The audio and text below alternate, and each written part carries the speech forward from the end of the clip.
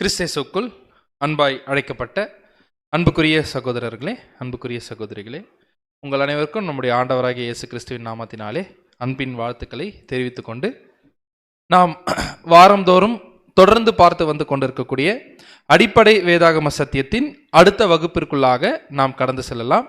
So இன்றைக்கு ஒரு முக்கியமான பாடத்தை என்ன பண்ண போகிறோம்னா நம்ம பார்க்க போகிறோம். ஸோ பாடத்தினுடைய தலைப்பு என்ன அப்படின்னு பார்த்தோம்னா ஜெபம், ப்ரேயர் குறித்து என்ன பண்ண போகிறோம்னா பார்க்க போகிறோம். ஸோ உங்கள் எல்லாருக்குள்ளேயும் கேள்வி என்ன பண்ணியிருக்கலான்னு பார்த்தீங்கன்னா எழும்பியிருக்கலாம், பிரதர் ப்ரேயரை குறித்து என்ன சப்ஜெக்ட் பார்க்க போகிறோம் அப்படின்னு கூட என்ன பண்ணியிருக்கலான்னு பார்த்தீங்கன்னா ஒரு கேள்வி உங்கள் மனசுக்குள்ளே எழும்பியிருக்கலாம். ஸோ இந்த ஒரு பாடம் ரொம்ப ரொம்ப முக்கியமான பாடம். ஏன் அப்படின்னு பார்த்தீங்கன்னா இது எந்த மாதிரியான ஒரு சப்ஜெக்ட் அப்படின்னு பார்க்கும்பொழுது கிறிஸ்தவர்கள் மத்தியில் வெரி டியராக ரொம்ப நெருக்கமாக இருக்கக்கூடிய ஒரு பாடத்தை என்ன பண்ண போகிறோம்னா நம்ம பார்க்க போகிறோம். பட் ஆனால் இன்னைக்கு வரைக்குமே அநேக கிறிஸ்தவர்களால் ஒரு தெளிவாக ஒரு புரிந்து கொள்ளுதல் இல்லாத ஒரு கான்செப்டாகவும் இந்த ஜெபம் இருக்கக்கூடிய ஒரு காரியத்தை என்ன பண்ணுறோம்னா நம்ம பார்க்குறோம்.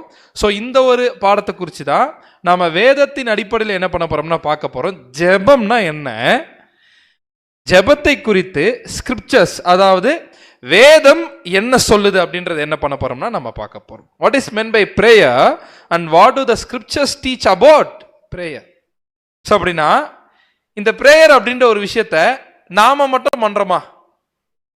இந்த ப்ரேயர் அப்படின்ற ஒரு விஷயத்த, ஜெபத்தை கிறிஸ்தவர்களாகிய நாம மட்டும் செய்யறோமா அப்படின்னு கேட்டோம்னா நிச்சயமா இல்லை.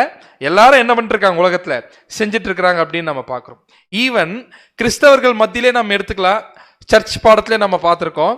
கிறிஸ்தவர்களா இருக்கக்கூடிய நம்ம மத்தியிலே எல்லாரும் ஒரே பிரிவினராக இருக்கிறோமா அப்படின்னு கேட்டிங்கன்னா கிடையாது. பல்வேறு டினாமினேஷன்ஸ் எதன் மத்தியிலே இருக்குங்க.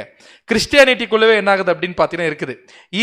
ஈவன் கிறிஸ்டியானிட்டிக்குள்ளவே எப்படி இருக்கு அப்படின்னு பார்த்தீங்கன்னா பெரும்பாலும் பைபிள் ஸ்டடி விட, வேதாகமத்தை ஆராயறதை விட எதுக்கு அதிகமான முக்கியத்துவம் இருக்கு அப்படின்னு பார்த்தீங்கன்னா ஜெபத்துக்கு அவ்வளோ முக்கியத்துவம் கொடுக்குறாங்க. கரெக்டா இல்லையா? ஜெபத்துக்கு அவ்வளோ முக்கியத்துவம் என்ன பண்ணப்படுது அப்படின்னு பார்த்தீங்கன்னா கொடுக்கப்படுது. இன்க்ளூடிங் வேத ஆராய்ச்சியை விட அதிகமான நேரத்தை பிரேயருக்கு கிறிஸ்தவர்கள் என்ன பண்ணிருக்காங்கன்னு பார்த்தீங்கன்னா இன்றைக்கு ஒதுக்கி கொண்டிருக்கார்கள் அப்படின்னு பார்க்குறோம். கரெக்டா இல்லையா? ஆமாவா இல்லையா? ஏன்னா பிரேயர்லேயே பல விதமான பிரேயர்ஸ் இருக்கு. இப்போ கிறிஸ்டியானிட்டி மத்தியில் என்ன மாதிரிலாம் பிரேயர்ஸ்லாம் இருக்கு? ஆல் நைட் பிரேயர், ஆமாவா இல்லையா? அப்படின்னு என்ன பிரேயர் இது? அதுதான் தமிழ்ல சொல்றீங்க. அப்படின்னா என்ன அப்படின்னு பார்த்தீங்கன்னா நைட்டு ஃபுல்லா ஜெபம், ஆமாவா இல்லையா? என்ன பண்றோம் தெரியல, அதான் பாட்டு பாடுறோம், நிறைய விஷயங்கள் இருக்கு அதுக்குள்ள. பட் ஆல் நைட் பிரேயர், அதுலயே கூட எதுவும் சேர்ந்து வரும் அப்படின்னு பார்த்தீங்கன்னா ஃபாஸ்டிங் பிரேயர், உபவாசம் இருந்து கொண்டே என்ன பண்றதுன்னு பார்த்தீங்கன்னா ஜெபிக்கிறது. வேற என்னெல்லாம் பிரேயரு? வர அதுக்கு முன்னாடி இது ஒன்று இருக்கு. அது என்ன பிரேயரு? ஃபுல் மூன் பிரேயர் அப்படின்னு அர்த்தம். சரி, பௌர்ணமி ஜெபம், அமாவாசை ஜெபம் எங்க இருக்கு வேதத்துல? சரி பார்க்கலாம் நாம. இப்போ என்ன அப்படின்னு பார்த்தோம்னா இப்படியும் என்ன ஆகுதுன்னு பார்த்தீங்கன்னா ஜெபம் இருக்கு. இதுல இன்னொரு வெரைட்டி என்ன அப்படின்னு கேட்டீங்கன்னா ப்ரே ஃபார் இந்தியா. எதற்காக ஜெபியுங்கள்? இந்தியாவுக்காக ஜெபியுங்கள். நீங்க சொன்ன மாதிரி 24/7 கூட என்ன பிரேயர் என்ன ஆகுது அப்படின்னு பார்த்துட்டு இருக்குது. இது என்னன்னு பார்த்தீங்கன்னா எமர்ஜென்சி பிரேயர் என்ன ஆகுது அப்படின்னு பார்த்தீங்கன்னா இருக்குது. எதுக்காக இந்த பிரேயர் அப்படின்னு கேட்டா எதுக்காக பண்றோம் பிரேயரு? இல்ல பிரேயர்லாம் எதுக்காக பண்றோம்னு கேட்கிறேன். சரி, கிறிஸ்தவர்கள் எதுக்காக பண்றாங்க பிரேயர்? பெற்றுக்கொள்வதற்காக. சரி, காமனான வேர்ட் சொல்றீங்க. எதை பெற்றுக்கொள்வதற்காக? தேவைகளை பெற்றுக்கொள்வதற்காக. என்னென்ன தேவை? வேலை தேவை, கார் தேவை, பணம் தேவை, ஏன் தேவை, வீடு தேவை, ஆமாவா இல்லையா? இதுல இருந்து விடுதலை, கடனில் இருந்து விடுதலை, நோயிலிருந்து விடுதலை, வியாதி, அதுதான் சொல்றேன், வியாதியிலிருந்து விடுதலை. வேற எதற்கு விடுதலை? விடுதலை. ஸோ இதற்காக தான் என்ன ஆயிட்டு இருக்குன்னு பார்த்தீங்கன்னா குடும்ப பிரச்சனை, அது மிகப்பெரிய பிரச்சனை. அதுல இருந்து என்ன அப்படின்னு பார்த்தீங்கன்னா ஒரு விடுதலை.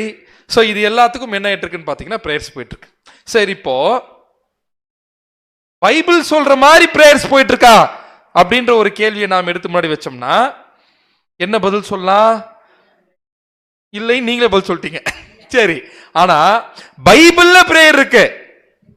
பெரும்பான்மையான கிறிஸ்தவர்கள் வேதம் சொல்லுகிற மாதிரி ஜெபம் பண்ணக்கிட்டு பரவாயில்ல, ஆனா பைபிள்ல ஜெபத்திற்கு மாபெரும் முக்கியத்துவம் என்ன பண்ணப்பட்டிருக்குன்னு பாத்தீங்கன்னா கொடுக்கப்பட்டிருக்கின்ற விஷயத்துல மாற்றுக்கிறது கிடையாது.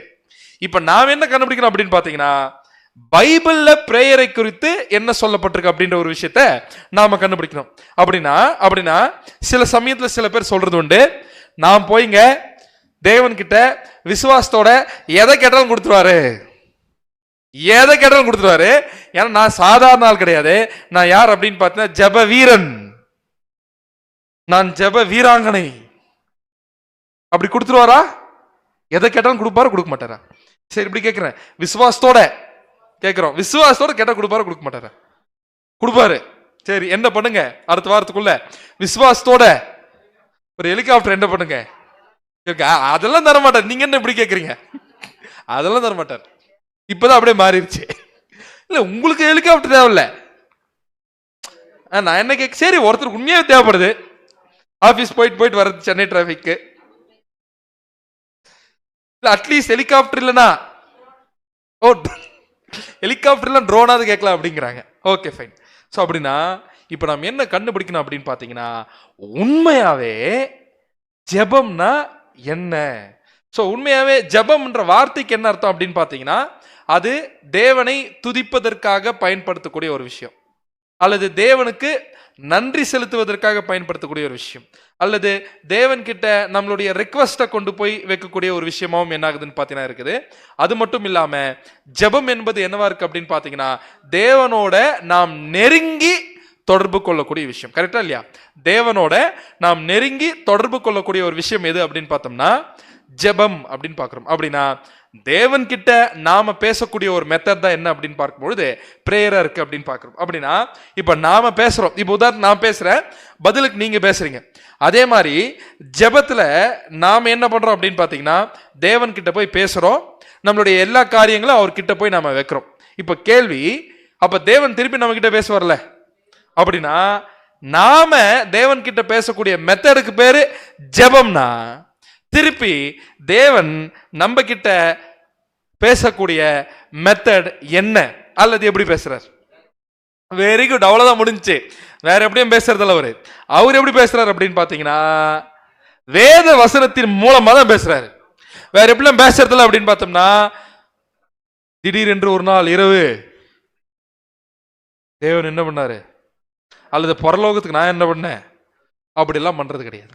ஸோ தேவன் நம்மோட பேசக்கூடிய ஒரு மாபெரும் மெத்தட் எது அப்படின்னு பார்த்தீங்கன்னா, வேத வசனத்தோட என்ன பண்றாரு அப்படின்னு பார்த்தீங்கன்னா பேசுறாரு. அப்படின்னா ரொம்ப சிம்பிள். இப்பேற்பட்ட தொடர்பு தேவன் என்ன பண்ணியிருக்காரு அப்படின்னு பார்த்தீங்கன்னா நமக்கு ஏற்படுத்தி கொடுத்திருக்கார். இப்போ என்னுடைய கேள்வி என்னன்னு பார்த்தீங்கன்னா, உண்மையான தேவனோட நம்ம போன வாரமே பார்த்துட்டோம் யார் உண்மையான தேவன் அப்படின்னு. சாரி, அதுக்கு முன்னாடி இருக்கக்கூடிய வாரத்தில். அப்படின்னா உண்மையான தேவனோட இந்த தொடர்பு கொள்ளக்கூடிய இந்த மாபெரும் ஸ்லாக்கியம் இருக்குல்ல, இந்த மாபெரும் பிரிவிலேஜ் இருக்குல்ல, இது உலகத்தில் இருக்கக்கூடிய எல்லாருக்கும் ஓப்பனா இருக்கா அப்படின்னு கேட்டா என்ன சொல்லலாம்? உண்மையான தேவனோட ஜெபம் பண்ணக்கூடிய வாய்ப்பு உலகத்தில் இருக்கக்கூடிய எல்லாருக்கும் ஓப்பனா இருக்கா அப்படின்னு கேட்டா என்ன சொல்லலாம்? உலகத்துல யார் வேணா போய் உண்மையான தேவனோட தொடர்பு கொள்ள முடியுமா அப்படின்னு கேட்டா என்ன சொல்ல முடியுமா முடியாதா அப்படின்னு பார்த்தோம்னா பதில் முடியாது. எப்படின்னு பார்க்கலாம் நாம. பதில் என்ன அப்படின்னு பார்த்தீங்கன்னா முடியாது. அப்படின்னா இது ஒரு செலக்ட் ஃபியூக்கு தான் என்ன இருக்குன்னு பார்த்தீங்கன்னா ஓப்பன் ஆயிருக்கு. ஒரு தேர்ந்தெடுக்கப்பட்ட சிலருக்கு மாத்திரம் தான் என்ன இருக்குன்னு பார்த்தீங்கன்னா இப்போ ஓப்பன் ஆயிருக்கு. அது பைபிள் எப்படி அதை சொல்லுதுங்கிறது என்ன பண்ணலான்னு பார்த்தீங்கன்னா நம்ம கிளியரா இந்த இடத்துல நம்ம பார்க்கலாம். ஸோ நம்முடைய ஆண்டவராகிய இயேசு கிறிஸ்துவே அவர் முதலாம் வருகையில் வந்திருக்கும் பொழுது நிறைய யாரோட தொடர்பு கொள்வார் அப்படின்னு பார்த்தீங்கன்னா வெறும் சீஷர்கள் கிட்ட மட்டும் ஆண்டவர் பேசல. கரெக்டா? காமன் கிரவுடு கிட்ட கூட ஆண்டவராகிய இயேசு கிறிஸ்து என்ன பண்ணியிருக்காரு அப்படின்னு பார்த்தீங்கன்னா பேசியிருக்காரு. அப்படின்னா இந்த இடத்துல நம்முடைய ஆண்டவராகிய இயேசு கிறிஸ்து இந்த இடத்துல காமன் கிரவுடு கிட்ட போய் எப்பனா இந்த இடத்துல டெய்லியும் ஜெபம் பண்ணுவது எப்படி அப்படின்னு பேசியிருக்காரா? கிடையவே கிடையாது. இன்க்ளூடிங் நம்முடைய ஆண்டவராகிய இயேசு கிறிஸ்து பிரேயர் பற்றி சொல்லும் போது என்ன பேசியிருக்காரு அப்படின்னு பார்த்தீங்கன்னா வாசிக்கலாம். யோவான் 17ஆம் அதிகாரம் 9ஆம் வசனம். யோவான் 17ஆம் அதிகாரம் 9ஆம் வசனம். நான் அவர்களுக்காக வேண்டிக் கொள்கிறேன். யாருக்காக? சீஷர்களுக்காக வேண்டிக் கொள்கிறேன், உலகத்துக்காக வேண்டிக் கொள்ளாமல்.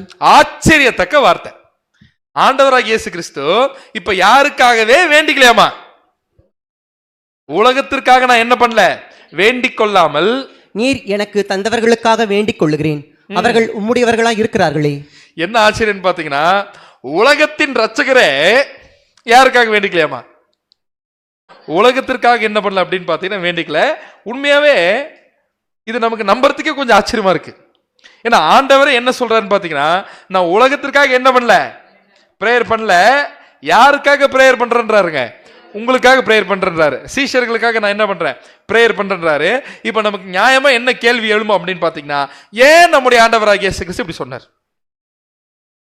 ஏன் நம்முடைய ஆண்டவராகிய இயேசு கிறிஸ்து இப்படி சொல்லும்? எப்படி சொல்லும்? நான் உலகத்திற்காக வேண்டிக் கொள்ளாமல் உங்களுக்காக நான் என்ன பண்றேன், வேண்டிக் கொள்கிறேன். சரி, இப்ப இதுல இருந்தே ஒரு கேள்வி நான் வைக்கிறேன். இப்ப நாம உலகத்துக்காக வேண்டலாமா வேண்டக்கூடாதா? நான் வேண்டிக்கலாம். உலகத்திற்காக நாம் வேண்டிக் கொள்ளாம வேண்டிக் கொள்ளக்கூடாதா? சரி, இப்ப நான் இப்படி கேட்கிறேன். அப்படி நாம் வேண்டிக்கணும்னா ஆண்டவரே வேண்டிக்கலாம். நம்ம யாரை இப்ப ஃபாலோ பண்ணோம்? அவர் தானே ஃபாலோ பண்ணோம். அப்படின்னா ஆண்டவரே அதை என்ன பண்ணலன்னு பாத்தீங்கன்னா செய்யல. இப்ப அவரை பின்பற்றக்கூடிய நாம அது எப்படி பண்றது? ஒரு கேள்வி என்ன ஆகுதுன்னு பார்த்தீங்கன்னா, அப்படின்னா இப்ப நம்ம கண்டுபிடிக்க வேண்டியது என்ன அப்படின்னு பாத்தீங்கன்னா, நம்முடைய ஆண்டவராகிய இயேசு கிறிஸ்து ஏன் இப்படி சொன்னார்? நம்முடைய ஆண்டவராகிய இயேசு கிறிஸ்து ஏன் இப்படி சொன்னார்? இந்த ஒரு கேள்விக்கான பதிலை கண்டுபிடிக்கிறதுக்கு நாம முதல்ல எந்த வரலாறு கண்டுபிடிக்கணும் அப்படின்னு பாத்தீங்கன்னா, தேவனுக்கும் மனுஷனுக்கும் இருந்த தொடர்பை பற்றின வரலாறு நம்ம எடுத்து படிக்கும்போது தான் இதுக்கு ஒரு தெளிவான விளக்கம் என்னாகும் அப்படின்னு பாத்தீங்கன்னா கண்டுபிடிக்க முடியும். இப்போ கேள்வி என்ன அப்படின்னு பார்த்தோம்னா, நம்ம ஏற்கனவே பார்த்த மாதிரி ஜெபம் என்பது வேற ஒன்றும் கிடையாது. தேவனோட நாம் தொடர்பு கொள்ளக்கூடிய ஒரு விஷயம் தான் என்ன அப்படின்னு பார்த்தீங்கன்னா ஜெபம், ரிலேஷன்ஷிப். ஸோ இந்த வரலாறு எங்கேருந்தே ஆரம்பிக்கலான்னு பார்த்தீங்கன்னா ஏதேன் தோட்டத்திலிருந்தே நம்ம ஆரம்பிச்சிடலாம். நமக்கு எல்லாருக்குமே நல்லா தெரியும், நம்முடைய கற்பனைக்கு கூட எட்டி பார்க்க முடியாத அளவுக்கு ஒரு பிரம்மாண்டமான அழகிய தோட்டத்தை தேவன் என்ன பண்றாருன்னு பார்த்தீங்கன்னா படைக்கிறாரு. படைச்சு அதுக்குள்ள தன்னுடைய சாயல்ல மனுஷனை என்ன பண்றாருன்னு பார்த்தீங்கன்னா உருவாக்குறாரு. பட் மனுஷன் அவருக்கு கீழ்ப்படிஞ்சானா அப்படின்னு பார்த்தீங்கன்னா இல்லை. அவன் ஒரு கட்டத்தில் என்ன பண்ணுறான் அப்படின்னு பார்த்தீங்கன்னா கீழ்ப்படியாமல் என்ன பண்ணுறான் அப்படின்னு பார்த்தீங்கன்னா போயிடுறான். ஸோ கீழ்ப்படியாமல் போகிறது மட்டும் இல்லை, அடுத்து என்ன ஆகுது ஆரம்பிக்குதுன்னு பார்த்தீங்கன்னா அந்த கீழ்ப்படியாமலுடைய விளைவுகள் ஆரம்பிக்குது. கீழ்ப்படியாமலுடைய விளைவுகள் ஆரம்பிக்குது. ஒரு கட்டத்தில் காயின் என்ன பண்ணிடுறாருன்னு பார்த்தீங்கன்னா ஆபேல் என்ன பண்ணிடுறாருங்க, கொலை செஞ்சிடறாரு. ஆபேல் என்ன பண்ணிடுறாரு, கொலை செஞ்சிடறாரு. கொலை செஞ்ச உடனே என்ன நடக்குது அப்படின்னு பாத்தீங்கன்னா வாசிக்கலாம். ஆதியாகமம் 4ஆம் அதிகாரம் 14ஆம் வசனம். ஆதியாகமம் 4ஆம் அதிகாரம் 14ஆம் வசனம். இன்று என்னை இந்த தேசத்திலிருந்து துரத்தி விடுகிறீர். நான் உமது சமூகத்துக்கு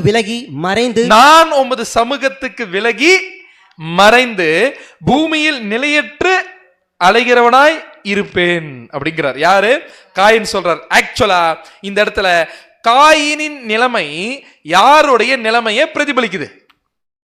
காயினுடைய நிலைமை யாருடைய நிலைமை பிரதிபலிக்குது அப்படின்னு பாத்தீங்கன்னா ஒட்டுமொத்த மனுக்குலத்தினுடைய நிலைமை என்ன ஆகுது அப்படின்னு பாத்தீங்கன்னா பிரதிபலிக்குது.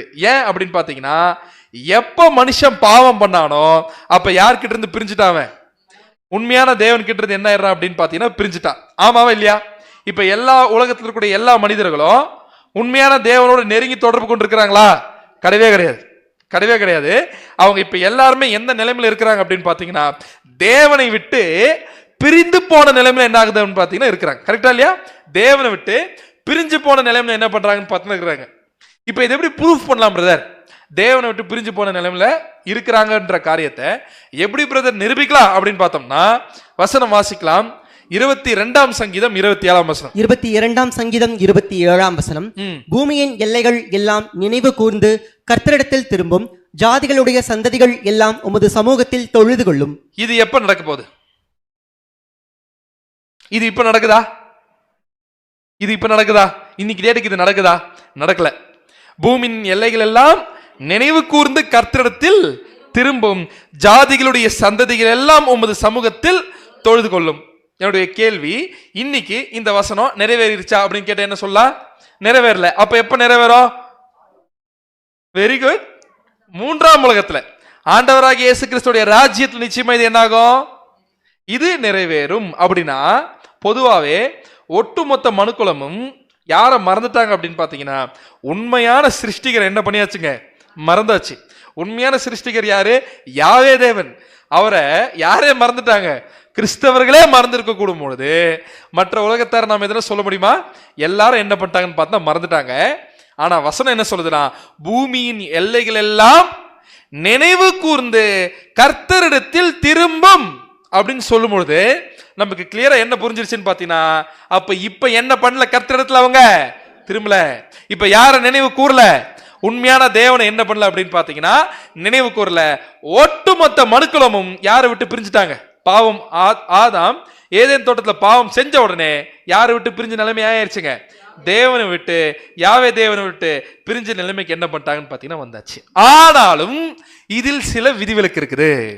இந்த மனுக்குலத்திலே கைவிட்டு என்ற மாதிரி ஸ்டார்டிங்ல சில நபர்கள் மாத்திரமே தேவனோட என்ன பண்ணிருந்தாங்கன்னு பாத்தீங்கன்னா தொடர்புல இருந்தாங்க, தேவனோட தொடர்புல இருந்தாங்க. உதாரணத்துக்கு முதலாம் உலகத்துல யார சொல்லலாம்? ஈனோக் சொல்லாமா? நோவா சொல்லாமா? அடுத்து அப்படியே இரண்டாம் உலகத்துல வந்தோம்னா ஆபிரகாம், ஈசாக்கு, யாக்கோபு. அப்படின்னா இவர்கள் எல்லாம் தனி நபர்கள். அப்படின்னா இந்த இடத்துல இவங்களுக்கு மாத்திரம் தேவனை பற்றின அறிவு இருந்துச்சு.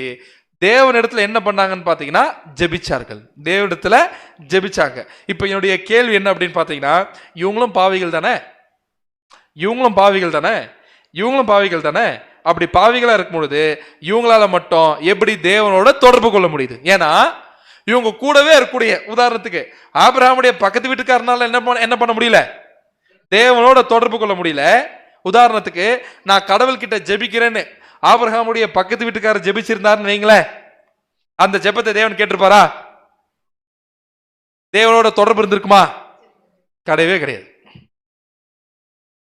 அப்ப எப்படி ஆபிரகாமுடைய ஜெபம் மட்டும் கேட்கப்பட்டிருக்கும்?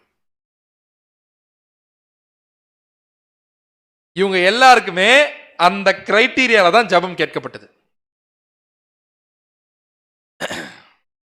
ஆபிரகாம், வசனம் இருக்கு, ஆபிரகாம் தேவனை விசுவாசித்தான், அது அவனுக்கு நீதியாக எண்ணப்பட்டது. நீதியாக எண்ணப்பட்டதுன்னா என்ன அர்த்தம்? ஆபிரகாம் ஏதோ பெருசா பிரம்மாண்டமா செஞ்சிட்டதுனாலாம் கிடையாது. அவர் தேவனை விசுவாசித்ததே தேவன் என்ன கன்சிடர் பண்றாருன்னா அது அவரை நீதியா என்ன பண்றாருங்க கன்சிடர் பண்ணி என்ன வாங்குறாரு இந்த இடத்துல? ஆபிரகாம் ஃப்ரெண்டு, கரெக்டா இல்லையா? என்ன ஆயிட்டாரு? ஸ்நேகிதன் ஆயிட்டாரு. ஆனா என்ன ஆகல? குமாரன் ஆகல. நல்லா நோட் பண்ணும். ஸ்நேகிதனா என்ன பண்றாருன்னு பாத்தீங்கன்னா ஆகிறார். அப்போ யாருக்கு ஜஸ்டிபிகேஷன் கிடைச்சிருச்சு தேவன் முன்பாக? ஆபிரகாமுக்கு கிடைச்சிருச்சு. அப்ப இந்த ஜஸ்டிபிகேஷனை நாம் என்ன சொல்லலாம்? ஃப்ரெண்ட்ஷிப் ஜஸ்டிபிகேஷன் என்ன ஆகுதுன்னு பாத்தீங்கன்னா கிடைக்குது. யாரு கூட? தேவனோட ஆபிரகாம். எதனால? விசுவாசம் வைத்ததுனால. என்ன ஜஸ்டிபிகேஷன் கிடைக்குது? ஃப்ரெண்ட்ஷிப் ஜஸ்டிபிகேஷன் என்ன ஆகுதுன்னு பாத்தீங்கன்னா இந்த இடத்துல கிடைக்குது. அப்போ கிளியரா ஒரு விஷயம் புரிஞ்சிருச்சு. ஆபிரகாம் பக்கத்து வீட்டுக்காருக்கு இது கிடைச்சிருக்குமா? நிச்சயமா இது என்ன ஆகாது, கிடைக்கிறதுக்கு வாய்ப்பே கிடையாது. அப்படின்னா தேவன் ஆரம்பத்துல இப்படி சில தனிநபர்களோட தான் என்ன பண்ணிருந்தாருன்னு பாத்தீங்கன்னா தொடர்பு கொண்டிருந்தாரு. அவங்களுடைய ஜபம் மட்டும் தான் கேட்டிருந்துச்சு தேவனுக்கு. அப்ப வேற யாருடைய ஜபம் என்ன பண்ணப்படல, அந்த இடத்துல கேட்கப்படவில்லை. அதுக்கப்புறம் ஒரு கட்டத்துக்கு அப்புறமா என்ன ஆகுதுன்னு பாத்தீங்கன்னா இந்த சிச்சுவேஷன் மாறுது. இந்த சிச்சுவேஷன் மாறி தனி நபர்களோட டீல் பண்ணாம ஒரு ஜாதியாரோட என்ன பண்றாருன்னு பாத்தீங்கன்னா டீல் பண்றாரு. யார் அந்த ஜாதி? வெரி குட், இஸ்ரவேல் ஜனங்களோட டீல் பண்றாரு. வாசிக்கலாம் ஆமோஸ் 3ஆம் அதிகாரம் 2ஆம் வசனம். ஆமோஸ் 3ஆம் அதிகாரம் 2ஆம் வசனம். பூமியின் எல்லா வம்சங்களுக்குள்ளும் உங்களை மாத்திரம் அறிந்து கொண்டேன், ஆகையால் உங்களுடைய எல்லா அக்கிரமங்களின் நிமித்தமும் உங்களை தண்டிப்பேன். பூமியின் எல்லா வம்சங்களுக்குள்ளும் உங்களை மாத்திரம் அறிந்து கொண்டேன் அப்படிங்கிறார். அப்படின்னா இந்த இடத்துல அடுத்தது என்ன ஆகுது அப்படின்னு பாத்தீங்கன்னா, இந்த இடத்துல இஸ்ரேல் தேசத்தாரோட மட்டும் தேவன் என்ன பண்றாருங்க தொடர்பு கொள்றாரு. அவங்கள மட்டும் தேவன் அங்கீகரிச்சு அவங்களோட மாத்திரம் என்ன பண்றாருன்னு பாத்தீங்கன்னா கம்யூனிகேட் பண்றாரு. தனி நபர்களோட இல்ல. அதுக்கு முன்னாடி யாரோட தான் தொடர்பு கொண்டிருந்தாருங்க? தனி நபரோட என்ன பண்றதான்னு பாத்தீங்கன்னா தொடர்பு கொண்டிருந்தாரு. இப்போ ஒட்டுமொத்த தேசத்தாரோட என்ன பண்றாருன்னு பாத்தீங்கன்னா தொடர்பு கொள்கிறாரு. சோ அப்படி தொடர்பு கொள்வதற்காக ஒரு உடன்படிக்கையும் அவங்களுக்கு என்ன பண்றாருங்க கொடுக்கிறாரு. அதுதான் என்னன்னு பாத்தீங்கன்னா நியாயப்பிரமாண உடன்படிக்கை என்ன பண்றாருன்னு பாத்தீங்கன்னா கொடுக்கிறார். வாசிக்கலாம் யாத்ராகமம் 19ஆம் அதிகாரம் 5ஆம் வசனம். யாத்ராகமம் 19ஆம் அதிகாரம் 5ஆம் வசனம். இப்பொழுது நீங்கள் என் வாக்கை உள்ளபடி கேட்டு என் உடன்படிக்கையை கை கொள்வீர்களானால் சகல ஜனங்களிலும் நீங்களே எனக்கு சொந்த சம்பத்தாயிருப்பீர்கள். பூமியெல்லாம் என்னுடைய பூமியெல்லாம் என்னுடையது. இப்பொழுது நீங்கள் என் வாக்கை உள்ளபடி கேட்டு என் உடன்படிக்கையை கை கொள்வீர்கள், ஆனால் சகல ஜனங்களிலும் நீங்களே எனக்கு சொந்த சம்பத்தாயிருப்பீர்கள். பூமி எல்லாம் என்னுடையது. அப்படின்னா இதை ஏற்படுத்துவதற்காக நியாயப்பிரமாண உடன்படிக்கையை மோசே மூலம் என்ன பண்றாருங்க, கொடுக்கிறாரு. அப்படின்னா இவங்களும் பாவிகள் தானே. ஒரு பாவிகள் எப்படி இப்ப தேவன் அப்ரோச் பண்றது பிரேயர்ல, அதுக்கு நியாயப்பிரமாண உடன்படிக்கையில ஒரு மெத்தட தேவன் என்ன பண்றாருன்னு பார்த்தீங்கன்னா ஏற்படுத்தி கொடுக்கிறார். தன்னோட ஒப்புரவாவதற்காக ஒரு நாளை என்ன பண்ண சொல்றாருன்னு பார்த்தீங்கன்னா அனுசரிக்க சொல்றார். ஒப்புரவாக்குதலின் நாள். லேவியராகமம் 16ஆம் அதிகாரத்தில் இது குறித்ததான டீடைல்ஸ் என்ன ஆகும்னு பார்த்தீங்கன்னா இருக்கும். இந்த ஒப்புரவாக்குதலின் நாள்ல வருஷ வருஷம் என்ன பண்ணணும், காலை வெள்ளாட்டுக்கடாவை அவங்க பலி செலுத்தும் பொழுதுதான் ஒரு வருஷத்தினுடைய பாவம் நிவர்த்தி ஆகி அவங்க என்ன ஆகுவாங்கன்னு பார்த்தீங்கன்னா தேவனோட அட்டோன் ஆவாங்க. அட்டோன்மெண்ட் டே அப்படின்னா ஒப்புரவாக்குதலின் நாள். யார் யாரோட ஒப்புரவாகணும்? இஸ்ரேல் ஜனங்கள் யாரோட ஒப்புரவாகணும்? யாவே தேவனோட என்ன பண்ணணும்னு பார்த்தீங்கன்னா ஒப்புரவாவதற்காக இந்த மெத்தட் என்ன பண்ணாருன்னு பார்த்தீங்கன்னா கொடுத்தார். பட் ஆனா அவங்களால உண்மையே ஒப்புரவாக முடிஞ்சுதா? ஒரு வருஷம் முடிஞ்சு போனா அடுத்த வருஷத்துக்காக ஆட்டை வாங்கிட்டு போக ஆரம்பிச்சிட்டாங்க. ஏன் வருஷம் நம்ம என்ன பண்ணுவோம், இதை பண்ணுவோம் அப்படின்ட்டு. இது கடைசியில் அவங்களுக்கு என்ன கொடுக்கலன்னு பார்த்தீங்கன்னா ஒரு நிவர்த்தி என்ன பண்ணலன்னு பார்த்தீங்கன்னா கொடுக்கல. அப்படின்னா தேவன் இந்த காரியங்களை ஆக்சுவலா நிஜமா வச்சிருக்காரா நிழலா வச்சிருக்காரா? ஒரு நிஜமான ஒரு நீதிமான் ஆகக்கூடிய விஷயம் கிடைச்சதா இதுனா உங்களுக்கு இல்ல.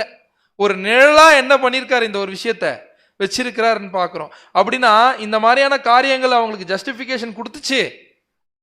ஆனா அது எப்படி குடிச்சதுன்னு பாத்தீங்கன்னா நிழலா. அப்ப இது என்னன்னு சொல்லலாம், நாம டிபிக்கல் ஜஸ்டிபிகேஷன். அப்படின்னா ஒரு ஒரு நிழலான முறையில தான் என்ன ஆகினாங்கன்னு பாத்தீங்கன்னா இவங்க தேவன் முன்பாக நீதிமான் ஆக்கப்பட்டாங்க. ஆனா இதன் மூலமா அவங்களால என்ன பண்ண முடிஞ்சதுன்னு பாத்தீங்கன்னா தேவன் கிட்ட தொடர்பு வைத்துக் கொள்ள முடிஞ்சது. தேவன் கிட்ட அவங்களால என்ன பண்ண முடிஞ்சது, ஜெபிக்க முடிஞ்சது. இந்த காலப்பகுதிக்கு பேரு தான் நம்ம என்ன சொல்றோம்னா யூத யுகம். அந்த யூத யுகத்துல தேவன் யாரோட மாத்திரம் தொடர்பு வச்சிருந்தாரு, யூதர்களோட மட்டும் தொடர்பு வச்சிருந்தாரு. சாதாரண பிரிவிலேஜ் நினைக்கிறீங்களா?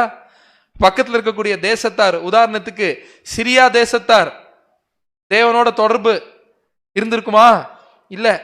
எகிப்து தேசத்தார் பார்வோன் மன்னனால தேவனோட இந்த இடத்துல ஜெபிச்சிருந்திருக்க முடியுமா?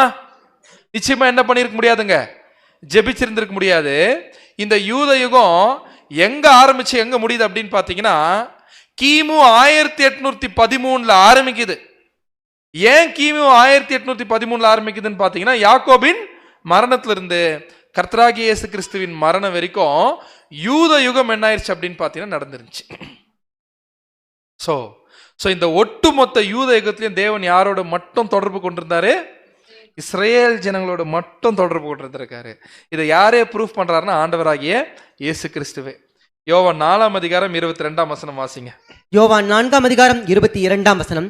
நீங்கள் அறியாததை தொழுது கொள்கிறீர்கள். இதை யார்கிட்ட பேசுறாரு தெரியுமா? சமாரியா ஸ்திரீ கிட்ட என்ன பண்றாருன்னு பாத்தீங்கன்னா பேசுறாரு. சமாரியா ஸ்திரீ கிட்ட என்ன சொல்றாருன்னா நீங்கள் அறியாததை என்ன பண்றீங்க, தொழுது கொள்கிறீர்கள். நாங்கள் அறிந்திருக்கிறதை என்ன பண்றோம், தொழுது கொள்கிறோம். ஏனென்றால் ரட்சிப்பு யூதர்கள் வழியாய் வருகிறது. இப்ப சொல்லுங்க, அந்த கால பகுதியில யாருடைய ஜெபம் மட்டும் கேட்கப்பட்டிருக்கோம்? ஏன்? ஏன்னா அவங்க தான் தெரிஞ்சு என்ன பண்ணிருக்காங்க, ஜெபிச்சிருக்காங்க. அப்படின்னா கிளியரா ஒரு விஷயம் என்ன புரிஞ்சிச்சுன்னு பாத்தீங்கன்னா மற்றவர்களுடைய ஜெபம் என்ன பண்ணப்படலன்னு பாத்தீங்கன்னா கேட்கப்படல.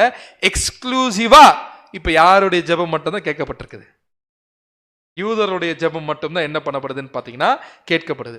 அப்படின்னா இந்த சமாரியா ஸ்திரீ என்ன சொல்லுது அப்படின்னு பாத்தீங்கன்னா ஆண்டவர்கிட்டயே 4ஆம் அதிகாரம் 25ஆம் வசனம் வாசிங்க. 25ஆம் வசனம். அந்த ஸ்திரீ அவரை நோக்கி, கிறிஸ்து என்னப்படுகிற மேசியா வருகிறார் என்று அறிவேன். அவர் வரும்போது எல்லாவற்றையும் நமக்கு அறிவிப்பார் என்றாள். யார்கிட்ட பேசிட்டு இருக்குது, என்னன்னு சொல்லுது தெரியுமா உங்களுக்கு? கிறிஸ்து என்னப்பட மேசியா வருவாருங்க, வந்தாருன்னா அவர் எல்லாம் என்ன பண்ணுவாரு. இது யார்கிட்ட சொல்லிட்டு இருக்கு இந்த அம்மா? அவர்கிட்ட என்ன பண்ணுதுன்னு பாத்தீங்கன்னா சொல்லுது.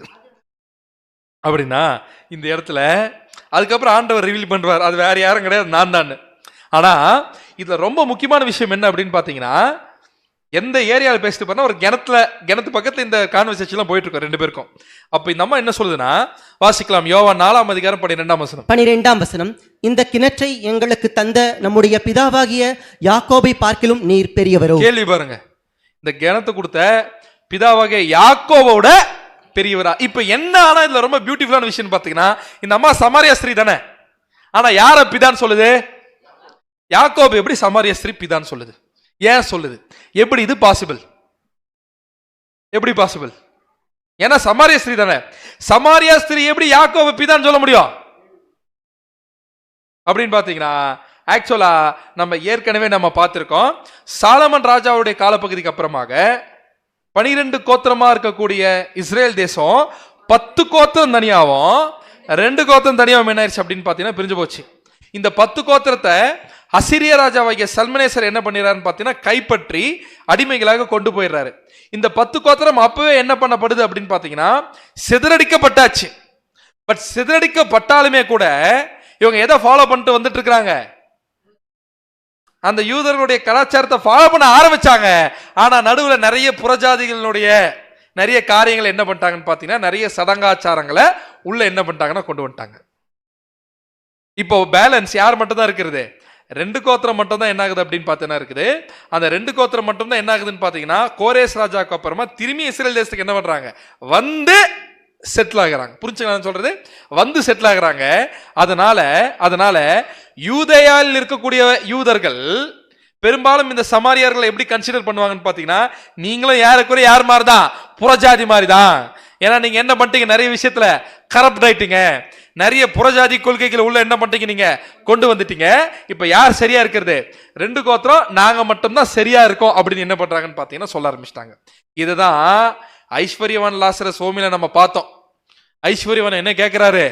எனக்கு ஒரு 5 பிரதர்ஸ் இருக்கிறாங்க, அவங்களுக்காக கொஞ்சம் ஹெல்ப் பண்ணுங்கன்னு கேட்கிறாரு இல்லையா? அந்த 5 பிரதர்ஸ் வேற யாரும் கிடையாது. யாருங்க? இந்த 10 கோத்திரத்தை சார்ந்த சமாரியர்கள் தான். ஆனா ஒரு கட்டத்துல இந்த 2 கோத்திரத்துக்கும் என்ன ஆச்சுன்னு பாத்தீங்கன்னா, தேவன் கொடுத்து வந்த ஸ்பெஷல் ஃபேவர் முடிஞ்சு போச்சு. இப்ப யார் மட்டும்தான் ஜெபிக்க முடிஞ்சிட்டு இருந்துச்சுங்க?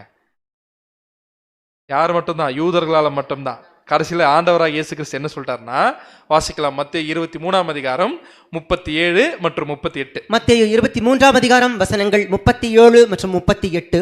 எருசலேமே எருசலேமே, தீர்க்கதரிசிகளை கொலை செய்து உன்னிடத்தில் அனுப்பப்பட்டவர்களை கல்லெறிகிறவளே, கோழி தன் குஞ்சுகளை தன் சிறகுகளின் கீழே கூட்டிச் சேர்த்துக் கொள்ளும் வண்ணமாக நான் எத்தனை தரமோ உன் பிள்ளைகளை கூட்டிச் சேர்த்துக் கொள்ள மனதாக இருந்தேன், உங்களுக்கோ மனதில்லாமற் போயிற்று. எத்தனையோ தடவை நான் ட்ரை பண்ணிட்டேன். தீர்க்கதரிசிகளை அனுப்பிச்சா ரிட்டனுக்கு எதை அனுப்புறதுன்னு பாத்தீங்கன்னா கல் எடுத்து அடிக்கிறது. எத்தனையோ தடவை உங்களை கூட்டி சேர்க்கணும்னு எனக்கு மைண்ட் இருக்குது. யாருக்கு மைண்ட் இல்லாம போயிருச்சு? உங்களுக்கு மைண்ட் இல்லாம போயிருச்சு. இதோ உங்கள் வீடு உங்களுக்கு பாழாக்கி விடப்படும் சொன்ன மாதிரியே இஸ்ரேல் தேசம் அதுக்கப்புறம் கிபி 70 என்ன ஆயிடுச்சுன்னு பாத்தீங்கன்னா பாழா போயிருச்சு. அப்படின்னா இந்த இடத்துல யாருக்கு ஆப்பர்ச்சுனிட்டி போயிருது அப்படின்னு பாத்தீங்கன்னா, ஒரு கட்டத்துல யூதர்களுக்கான ஆப்பர்ச்சுனிட்டி என்ன ஆயிருதுன்னு பாத்தீங்கன்னா முடியுது. அதுக்கப்புறமா ஒரு நாள் வருது. எந்த நாள்? பெந்தகோஸ்தே நாள் என்ன ஆகுதுன்னு பாத்தீங்கன்னா வருது. இந்த பெந்தகோஸ்தே நாள் வந்து என்ன பண்ணுதுன்னு பாத்தீங்கன்னா மொத்த டேர்ம்ஸ் அண்ட் கண்டிஷனே மாத்தி போட்டுருச்சு. முக்கியமா யூதர்களுக்கு. ஆஃப்டர் டே ஆஃப் பெண்டிகாஸ்ட், பெந்தகோஸ்தே நாளுக்கு அப்புறமா யூதர்கள் தேவனோட ஜெபிக்கணும்னா ஒரே ஒரு ஆப்ஷன் தான்.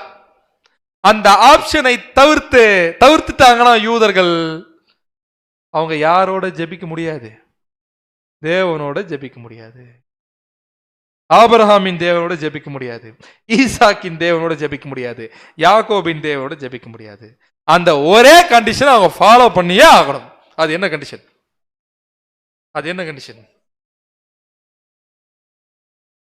Very good. யோவான் 14ஆம் அதிகாரம் 6ஆம் வசனம். யோவான் 14ஆம் அதிகாரம் 6ஆம் வசனம்.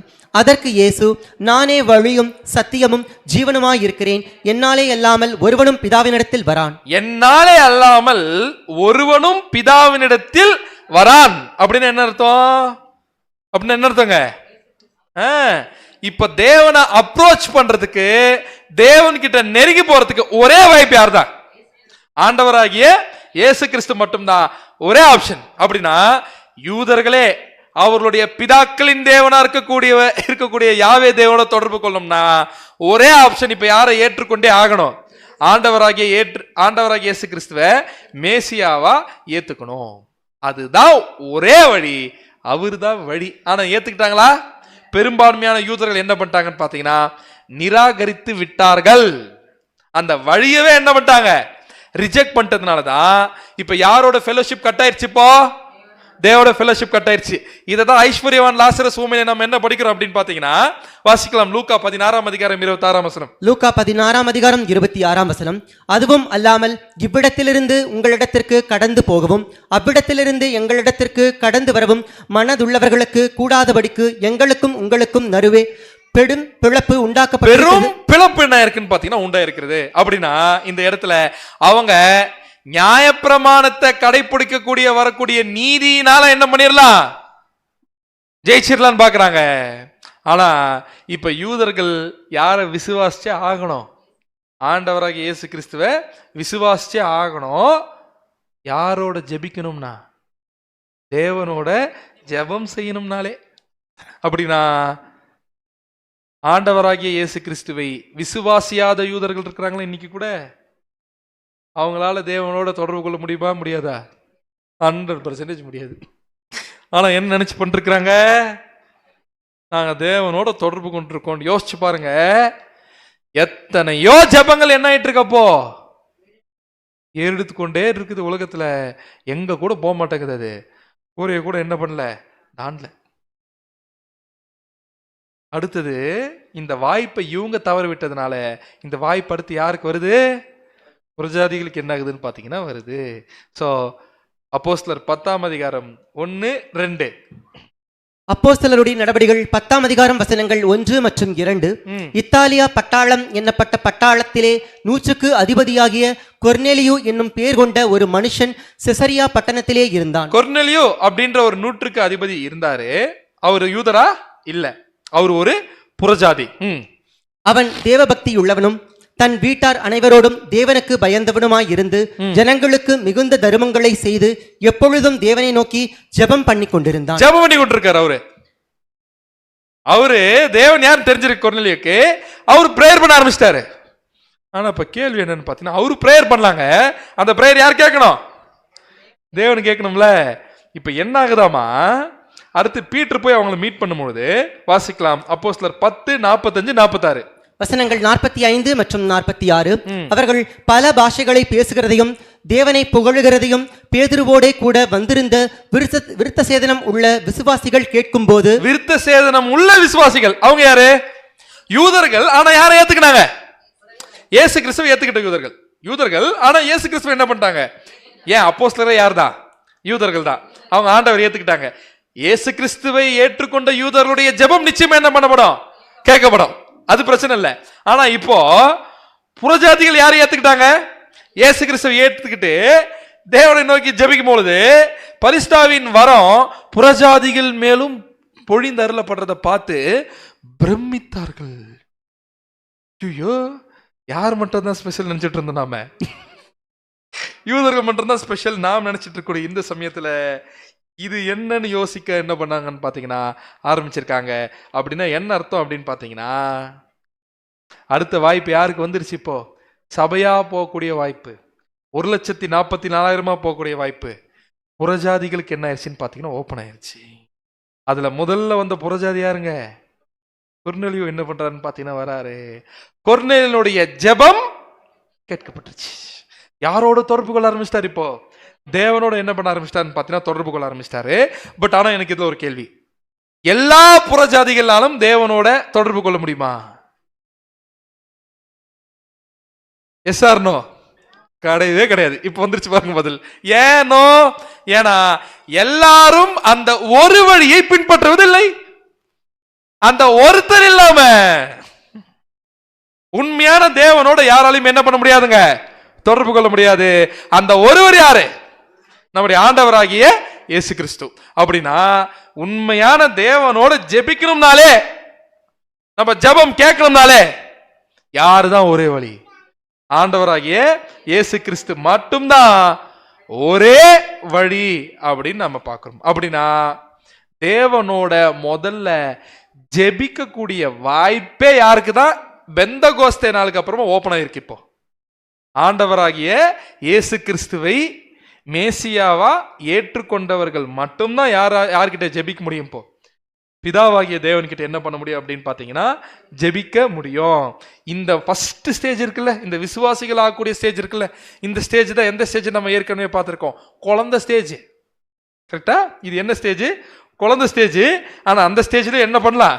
தேவனோட என்ன பண்ணலாம்னு பாத்தீங்கன்னா ஜெபிக்கலாம். தேவனோட என்ன பண்ணலாம்? நாம ஜெபிக்கலாம். வாசிக்கலாம். 1 பேதுரு 2ஆம் அதிகாரம் 21ஆம் வசனம். 1 பேதுரு 2ஆம் அதிகாரம் 21ஆம் வசனம். இதற்காக நீங்கள் அழைக்கப்பட்டும் இருக்கிறீர்கள். இதற்காகவே நீங்கள் அழைக்கப்பட்டும் இருக்கிறீர்கள். அப்படின்னா ஃபர்ஸ்ட் யாருக்கு தான் இப்ப அழைப்பு அப்படின்னு பாத்தீங்கன்னா, இப்ப யாரை நம்பிட்டாங்க? இயேசு கிறிஸ்துவை நம்பிட்டாங்க இல்லையா? அவங்கள தான் இப்ப என்ன பண்றாருன்னு பாத்தீங்கன்னா அழைத்து யாரை பின்பற்ற சொல்றாருங்க? ஆண்டவராகிய இயேசு கிறிஸ்துவை பின்பற்ற சொல்றாரு. பின்பற்றி என்ன பண்ண சொல்றாரு? வாசிங்க. ஏனெனில் கிறிஸ்துவம் உங்களுக்காக பாடுபட்டு நீங்கள் தம்முடைய அடிச்சுவடுகளை தொடர்ந்து வரும்படி உங்களுக்கு மாதிரியை பின்வைத்து போனார். அப்படின்னா அன்புக்குரிய சகோதர சகோதரிகளே, ரொம்ப எளிமையான ஒரு கேள்வி கேட்கிறேன். நாம் ஏன் கிறிஸ்தவர்களாக இருக்கிறோம்? அந்த கேள்விதான் எனக்கே ரொம்ப நாளா இருக்குங்க. நாம் ஏன் இருக்கிறோம் கிறிஸ்தவர்களா? கிறிஸ்துவ ஏத்துக்கிறதுனா ஜஸ்ட் லைக் தட். ஓகே, நான் ஆண்டவரை என்ன பண்றேன்? விசுவாசிக்கிறேன். மேசியாவா? அதோட முடிஞ்சா? அது குழந்தை கண்டிஷன். அடுத்து என்ன பண்ணி ஆகணும்? அவர் அடிச்சுவடை பின்பற்றுவது என்றால் என்ன அப்படின்னு பார்த்தோம்னா, அவர் வாழ்ந்த வாழ்க்கையை யார் வாழ ஆரம்பிக்கணும்? நாம வாழ என்ன பண்ணணும்னு பாத்தீங்கன்னா ஆரம்பிக்கணும். அப்படின்னா இது எல்லாருமே வாழ்ந்துருவாங்களா? வாசிக்கலாம். மத்தேயு 22ஆம் அதிகாரம் 14ஆம் வசனம். மத்தேயு 22ஆம் அதிகாரம் 14ஆம் வசனம். அந்தபடியே அழைக்கப்பட்டவர்கள் அநேகர், தெரிந்து கொள்ளப்பட்டவர்களோ சிலர். அந்தபடியே அழைக்கப்பட்டவர்கள் அநேகர், தெரிந்து கொள்ளப்பட்டவர்களோ யார் அப்படின்னு பாத்தீங்கன்னா சிலர், கொஞ்சம் பேர் தான். அப்படின்னா அன்புக்குரிய சகோதர சகோதரிகளே, இந்த சுவிசேஷத்துல எல்லாரும் தேவன் கிட்ட ஜெபத்துல போக முடியுமா? முடியவே முடியாது. அதுதான் யார் மட்டும்தான்? தெரிந்து கொள்ளப்பட்ட அந்த வாய்ப்புக்காக யார் அழைச்சிருக்காரோ.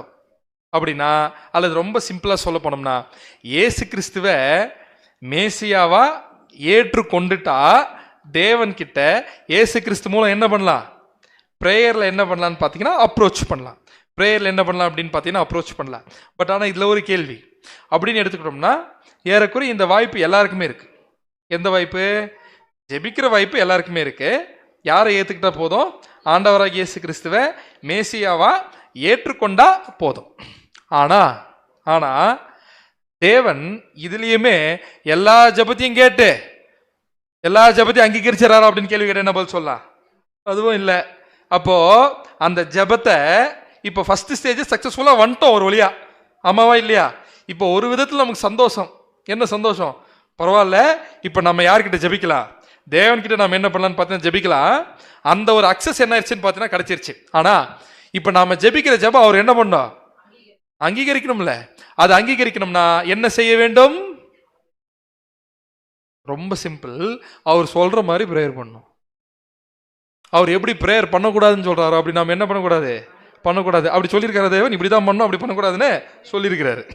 அதையும் நம்ம பார்க்கலாம். ஸோ அதனால வாசிக்கலாம். எபிரேயர் 4ஆம் அதிகாரம் 16ஆம் வசனம். எபிரேயர் 4ஆம் அதிகாரம் 16ஆம் வசனம்.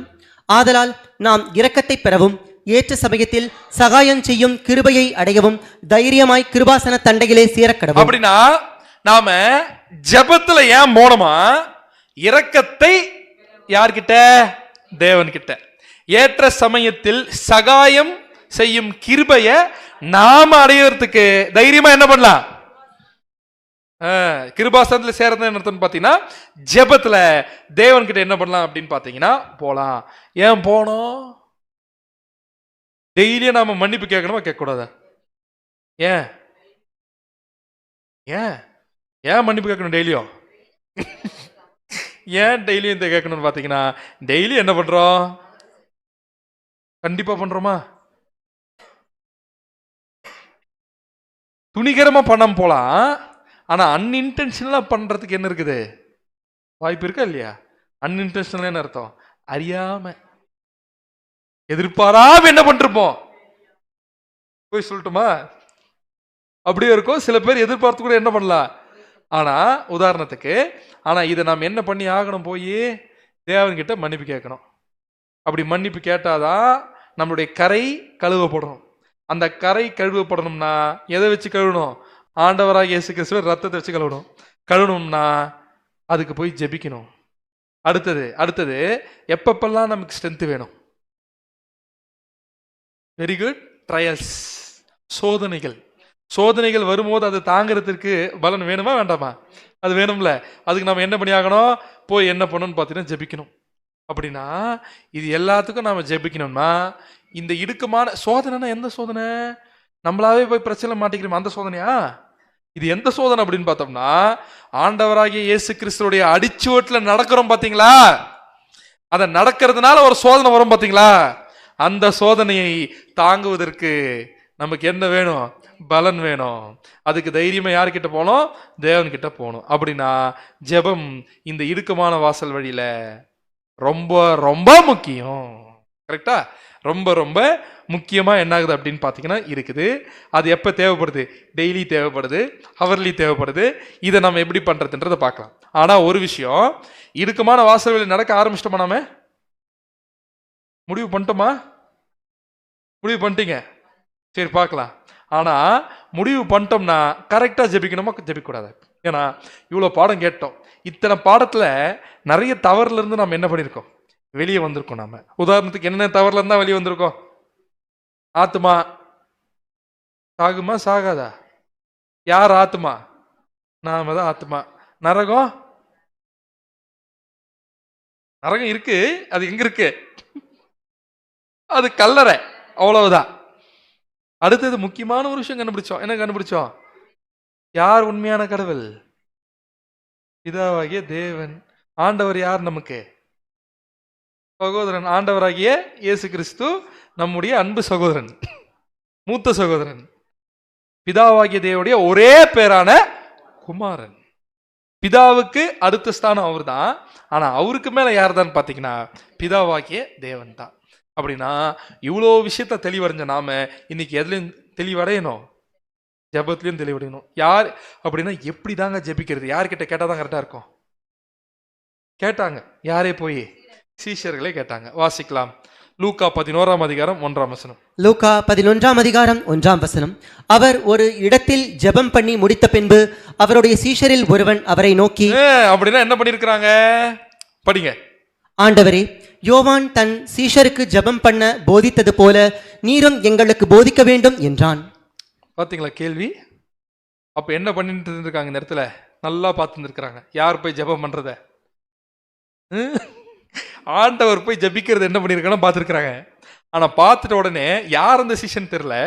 ஆனா ஒருத்தர் என்ன பண்ணிருக்காருன்னு பார்த்தா கேட்டிருக்காரு. ஏங்க அவர் மட்டும் என்ன பண்றாரு? சொல்லி கொடுத்திருக்காரு. யாரு? எந்த யோவான்? யோவான் ஸ்தானகன். சோ யோவான் ஸ்தானகன் சொல்லி கொடுத்திருக்காருல்ல, அதே மாதிரி நீங்களும் என்ன பண்ணுங்க, எனக்கு சொல்லி கொடுங்க. நீங்களே என்ன பண்ணுங்க, எனக்கு சொல்லி கொடுங்க அப்படிங்கிறார். இப்ப நான் அந்த சீஷில் ஒருவர் வேற யாரும் கிடையாது. யார் தான்? இன்னைக்கு நாம தான். யாருக்கிட்டே போய் கேட்போம்? ஆண்டவர்கிட்டே போய் கேட்போம். அப்பதான் பரமண்டல ஜபத்தை பத்தி என்ன பண்றான்னு பாத்தீங்கன்னா சொல்றாரு. நீங்கள் ஜபம் செய்ய வேண்டிய விதமாவது அப்படின்னு என்ன அர்த்தம் பாத்தீங்கன்னா, பரமண்டல ஜபத்தை அப்படியே ரிப்பீட் பண்ண சொல்ல, அதை 1000 வாட்டி ரிப்பீட் பண்ண சொல்ல. விதமாவதுன்னா என்ன அர்த்தம்? மாடல். அப்படின்னா ஒரு மாடல் நான் சொல்லி கொடுக்குறேன், அந்த மாடல் வச்சு நீங்க என்ன பண்ணிக்கங்க, ஃபாலோ பண்ணிக்கங்க அப்படின்ட்டார். அப்படின்னா நாம் இப்ப கண்டுபிடிக்க வேண்டியது என்றால் ஜெபம் எப்படி செய்யணும், அடுத்தது ஜெபம் எப்படி பண்ணக்கூடாது, ஜெபம் என்பதை நம்ம யார்கிட்ட பண்ணணும், யாருடைய ஜெபத்தை தேவன் கேட்கறது இல்லை அப்படின்னா யாருடைய ஜெபத்தை தேவன் கேட்பார். அது மட்டும் இல்ல, ஜெபத்துல நாம என்ன கேட்கணும், எப்படி ஜெபம் செய்யணும் பார்க்கலாமா? 1 by 1 இது எல்லாத்துக்கும் நேரடியாக வசனம் கொடுத்துருக்காரு. இதை பார்த்து கண்டுபிடிச்சிட்டோம்னா இதை செஞ்சா போதும், அவ்வளவுதான். ஸோ ஃபர்ஸ்ட் ஜெபம் எப்படி பண்ணக்கூடாது, ஜெபம் எப்படி பண்ணக்கூடாது, அப்படி இருக்கா? இருக்கு, வசனமே இருக்கு. வாசிக்கலாம். மத்திய 6ஆம் அதிகாரம் 5-8. மத்தேயு 6ஆம் அதிகாரம் வசனங்கள் 5 முதல் 8 முடிய. அன்றியும் நீ ஜெபம் பண்ணும்போது மாயக்காரரை போல் இருக்க வேண்டாம். என்ன சொல்றாருன்னு பாத்தீங்கன்னா, ஜெபிக்கும் போது நடிக்காத. ஃபர்ஸ்ட் என்ன பண்ணாத? நடிக்காத, ஆக்ட் பண்ணாத.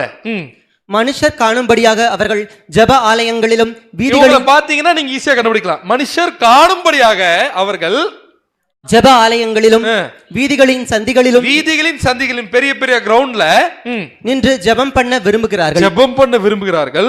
அவர்கள் தங்கள் பலனை அடைந்து தீர்ந்ததென்று மெய்யாகவே உங்களுக்கு அவங்க சொல்லுகிறேன். பலனை என்ன பண்ணாங்களாமா? அடைஞ்சு தீர்ந்துட்டாங்களாமா. அப்படின்னு என்ன அர்த்தம்?